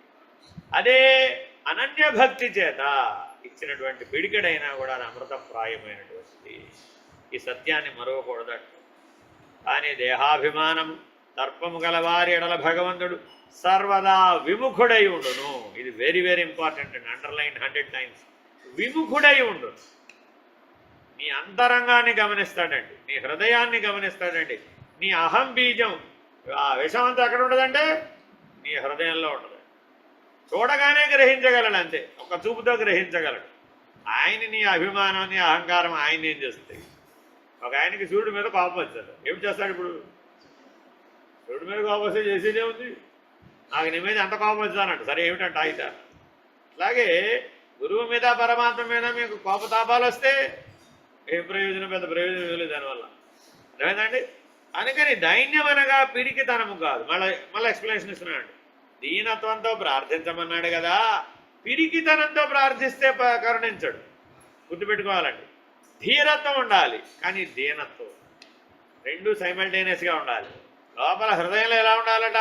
నేను మోక్షాన్ని సాధించగలననే ధైర్యం ఉండాలట, స్థైర్యం ఉండాలట. కానీ ప్రార్థనలో దీనత్వం, ఇది చాలా ఇంపార్టెంట్. దుర్బలత్వము కాదు, నిరుత్సాహము కాదు. 3 కాదంటున్నాడు. ఏం కాదు? దుర్బలత్వం కాదు, పిరికితనం కాదు, నిరుత్సాహం కాదు. పారిపోయేటటువంటి వాడిని, వెన్నిచ్చి పారిపోయేవాడికి భగవంతుడు సహాయం చేయడు. ఎదురుండి పోరాడతానన్న వాడికి సహాయం చేస్తాడు. నా జీవితంలో కోకొలలా సంఘటన అన్నీ ఇన్ని కాదు. అర్థమైందండి? ఓ సందర్భంలో అయితే అటు 400 మంది ఇటు 400 మంది ఆయుధాలతో ఒకరినొకరు చంపుకోవడానికి సిద్ధమే వచ్చినారు. ఒక ఆర్డర్ ఇచ్చారు, ఆ ఆర్డర్ చదివి వినిపించాలి అంతమంది మధ్యలో. అంతే అంతే అందరూ అన్ని రకాల ఆయుధాలతో వచ్చినారు. వెళ్ళాను. ఆ పని ఏమిటి? ఆర్డర్ చదివి వినిపించడం, అంతేగా. నైట్ డ్రెస్లో వెళ్ళాను. ఎవడరా బాబు, ఈయన ఎవడరా వచ్చాడు అనుకున్నారు. ఆయన నాకెవరు వాళ్ళు తెలియదు, వాళ్ళు ఎవరు నాకు తెలియదు. అప్పుడే కొత్తగా వెళ్ళాను అనమాట. వెళ్ళంగానే ఆ పని చేయాల్సి వచ్చింది. వెళ్ళి నాకేమిటి అందులో పెద్ద విషయం, మనకేం పరమాత్మతో పని కానీ వెళదాం, మనకు అసలు పనే లేదు. నేల చూపులు లేనే లేవు, అంతా నింగి చూపులేమా. సరే వెళ్ళాను, టకటకా చదివేశాను. ఆ కలెక్టర్ గారు ఆర్డర్ ప్రకారం ఇక్కడి నుంచి ఈ ఆస్తిదిగో ఫలానా వాళ్ళదని చెప్పమన్నారు, చెప్తున్నాను, నేను వెళుతున్నాను, వచ్చేసాను. అంత అనుకుంటారో మానేసుకుంటారో లాగింది. తర్వాత ఏదో వాడు చేసుకోవాల్సింది వాడు చేసుకున్నారు. ఏదో మాజీ ఎమ్మెల్యే గారు ఎవరో వచ్చారు, అన్నీ అప్పచెప్పేశాడు, పటాసులు కాల్చుకున్నారు. తర్వాత రోజున ఆర్డీఓ గారు పిలిచారు, రెవెన్యూ డివిజన్ ఆఫీసర్. ఏమిటయ్యా నేను నువ్వు చేసిన పని అంటే, ఏం చేశాను సార్ అని. అర్ధరాత్రి 12:30కు ఒక్కడివే వెళ్తావా? కనీసం నాకు చెప్తే పోలీస్ ప్రొటెక్షన్ అన్న ఇచ్చి ఉండేవాడిని కదా. పోయినసారి ఇదే పని చేయడానికి 2 డిఎస్పీలు, 3 సిఐలు, 4 ఎస్ఐలు, 150 మంది పోలీసులు తీసుకుని అధికారి వెళ్ళి ఆ ఆర్డర్ చదవడం వీలుగాక వెనక్కి తిరిగి వచ్చేసాడు. వీడు నాకు అర్థం కాదు, నైట్ డ్రెస్లో సైకిల్ వేసుకెళ్ళేవాడు నాకు అర్థం కాదు. ఏమిటి ఏమన్నా నీ మీద నీకు లెక్క ఉందా? నీకు ఏమన్నా ప్రాణం మీద లెక్క ఉందా? ఏమిటి ఇక్కడ ఎవరు అనుకున్నావు? ఇదంతా నీకు అసలు ఏమన్నా తెలుసా? సరిగ్గా ఊళ్ళోకి వచ్చి వారం కాలేదు, ఇట్లాంటి పనులు చేస్తావా నువ్వు అని ఆయన అంతా చదివింది. నాకు ఎందుకు స్వామి మీద అసలు నాకేం పని? నేను చెప్పేదంతా నాకేం పని లేదని, అసలు అవన్నీ తెలుసుకోవాల్సిన అవసరం కూడా నాకేం పని లేదండి. నన్నేమన్నా వాళ్ళతో యుద్ధం చేయమన్నారా మీరు? నేను యుద్ధం చేయడానికి వెళ్ళాను వాళ్ళతో, నాకేం పని లేదు. గారు ఇచ్చిన ఆర్డర్ చదివి వినిపించమన్నారు, అక్కడ నోటీస్ బోర్డుని కట్టమన్నారు. వెళ్ళాను, చదివాను, నేను అక్కడ తగిలించాను. వాళ్ళు ఏం చేసుకుంటే నాకు ఎందుకు? అది మీరు వారు చూసుకోండి, నాకు ఎందుకు? లా అండ్ ఆర్డర్ మెయింటైన్ చేసేది మీరు, వాళ్ళని అరెస్ట్ చేసి లోపలేసేది వాళ్ళు. మధ్యలో నాకేమిటి? నాకేం పని లేదు స్వామి, అవన్నీ నాకు అక్కర్లేదండి. వాడు ఎవడేమైతే నాకు ఎందుకండి? నాకు పరమాత్మతో తప్ప ఈ నేల మీద మనుషులతో పని లేదు స్వామి. మీరు ఎవరు ఏదన్నా చేసుకుంటే నేను అసలు అవన్నీ ఏం పట్టించుకోవాలి. నాకు సంబంధం లేని విషయాల గురించి నేను ఆలోచించాను. అంటే మరి ఇప్పుడు ఆయన ఏమంటాడు? ఎవడరా బాబు వీడు, నీ ప్రాణాలే పోతాయిరా బాబు అంటే వీడు నాకేం సంబంధం లేదంటాడు అనుకో, సరే కదా. కాబట్టి భక్తుడు జ్ఞాని లోకానికి భిన్నంగా ఉంటారన్నమాట. వాడికి లోకరీతితో పని లేదండి వాడికి. ఎందుకని? వాడికి ధైర్యం. ఎందుకని? పరమాత్మ ఉన్నాడండి, నా వెనక పరమాత్మ ఉన్నాడు, నా ముందు పరమాత్మ ఉన్నాడు, కుడి ఎడమల ఉన్నది పరమాత్మే. అందుకని బాబావారు అంటారు, I am in you, around you, above you, below you, you are in me. Final dialogue ఏంటంటే, నువ్వు వేరుగా లేవయ్యా, you are in me, I am everywhere. అంతటా ఉన్న భగవంతుడిలో నువ్వు ఉన్నావా? నీలో భగవంతుడు ఉన్నాడా? వీడేమిటో వాడి గుండెలు, నా హృదయంలో భగవంతుడు ఉన్నాడు తెలుసా? అబ్బా, నీ హృదయంలో ఉన్నాడు, ఇంకెక్కడ లేడా? అంతటా ఉన్న భగవంతుడిలో నువ్వు ఉన్నావురా బాబు. అది హృదయంలో భగవంతుని పెట్టుకోవడం అండి. మీ హృదయంలో భగవంతుని చూడండి, మీ హృదయంలో భగవంతుని చూడండి అంటే ప్రతివాడు హనుమంతుడిలాగా గుండెలు తీసి చూపిస్తామంటే అక్కడేముండదు, రక్తం తప్పేము. స్థూల లక్షణం కాదు కదా అది, జనా కాదు. అందుకని చాలా జాగ్రత్తగా అర్థం చేసుకోవాలంట సూచన వాక్య. అంతటా ఉన్న భగవంతుడిలో నువ్వు ఉన్నావురా బాబు, గర్భస్థ శిశువు వలె ఉన్నావు. నిజా హృదయంలో భగవంతుని పెట్టుకోవడం. భగవంతుని హృదయ గర్భంలో మనం ఉన్నాం. అలా భావించేవాడెవడో వాడు ధైర్యవంతుడు. వాడికి ఏం లేవు, ఈ 3 దుర్లక్షణాలు లేవండి. ఇరికితనం లేదు, దుర్బలత్వం లేదు, నిరుత్సాహం లేదు. అహంకార రాహిత్యం, నిరభిమానం. దైన్యం అంటే ఏమిటి? నిరభిమానం. అహంకారాన్ని తన్ను తానే పనిగట్టుకుని వెతికి పోగొట్టుకుంటాడు. తనలో ఉన్నటువంటి అత్యంత బలహీనమైనది ఏమిటంటే అహంకారమే. తన లోపల మారుమూలైనా సరే ఎట్లా ఉందో అలా వెతికి వెతికి వెతికి వెతికి ఆ అహంకారాన్ని పరిమారిస్తేనే ఈ నిజభక్తి, అనన్యభక్తి నిలబడుతుంది. దానికి ఉదాహరణ చెప్తారు స్వామి నిర్భయానందం. కొత్తల్లుడిని ఒక అత్తగారు పెళ్ళైన తర్వాత ఇంటికి పిలిచిందట. అప్పుడు మరి ఇల్లంతా బాగు చేస్తుందా చేయదా? రోజు చేసినట్టే చేస్తుందా? కొద్దిగా స్పెషాలిటీ ఉండాలా వద్దా? ఏం చేస్తుంది? ఎలా చేస్తుంది? ఆ మూల ఈ మూల మనమన్నీ బాగా దులిపేస్తుంది, అంతా చక్కగా అలంకారం చేస్తుంది, నీట్గా సర్ది పెడుతుంది. ఏమైనా దండలు వగైరాలు వేలాడేయాలంటే ఇవన్నీ వేలాడేస్తుంది. రోజు ఉన్నట్టుగా ఉండదట. ప్రత్యేకమైనటువంటి పరిశుభ్రత, ప్రత్యేకమైన అలంకారం అనే శ్రద్ధ తీసుకుంటుందా లేదా? కొత్తల్లుడు వస్తేనే అలా ఉన్నావే. పరమాత్మని హృదయంలోకి రావాలి అంటే, నీవు పరమాత్మ హృదయంలో ఉండాలి అంటే నువ్వు ఎంత పరిశుద్ధుడివై ఉండాలయ్యా.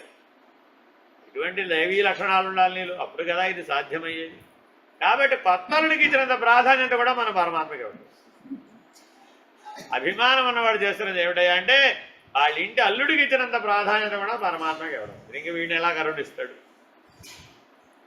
అభిమాన కర్తృత్వాదులు నశించుటయే దైన్య పదమున కర్త. ఎవరయ్యా దీనుడు, ఎవరయ్యా ఆర్తుడు అంటే ఎవడికైతే అభిమానం లేదో, కర్తృత్వం లేదు. అభిమానానికి 2 ముఖాలు ఉన్నాయి. ఒకటి అహంకారం, రెండవది కర్తృత్వం. ఈ 2 ముఖాలు అభిమానానివే. లోపలికి తిరిగి చూసినప్పుడు అహంకారం అంటాం, బయటికి తిరిగి చూసినప్పుడు కర్తృత్వం అంటాం.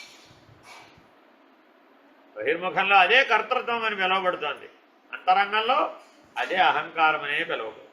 కాబట్టి ఈ 2 నశించినటువంటి వాడెవడో వాడే ధీరుడు. వాడిని కౌంట్ చేస్తాడట.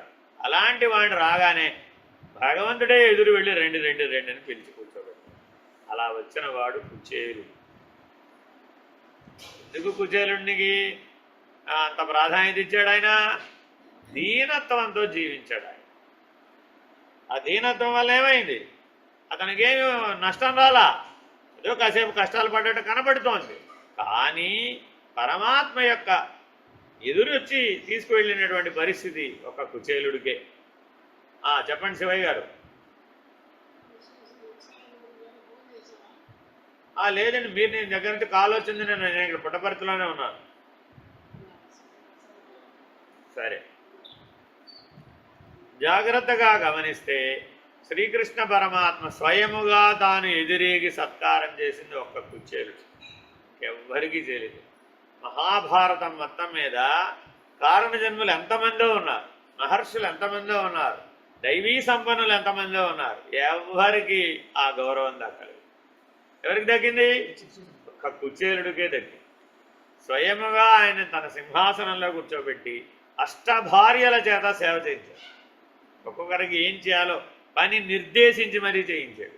స్వయముగా పాద ప్రక్షాళన చేశాడు, స్వయముగా శిరస్సును నీళ్లు చల్లుకున్నాడు. నీలాంటి భక్తుడు ఇంతకుముందు లేడు, ఇకపై రాబోడు అని పరమాత్మ సర్టిఫికెట్. కుచేలుని వంటి భక్తి కలిగిన వాడు తప్పక తరిస్తాడని మానవులందరికీ గొప్ప సందేశాన్ని ఇచ్చాడు. ఇంతకీ ఆయన తెచ్చింది ఏమిటట? అటుకులు. వాళ్ళ ఆవిడిచ్చింది. ఏమయ్యా ఇక్కడి నుంచి అక్కడికి పోతున్నావు కదా, మీ ఫ్రెండ్ అడిగితే ఏం పెడతావు, ఏం తెచ్చావంటే ఏం చెప్తావు? నేనేం చెప్తాను? చూడండి, అతనికి ఏం ఐడియా రాలేదండి.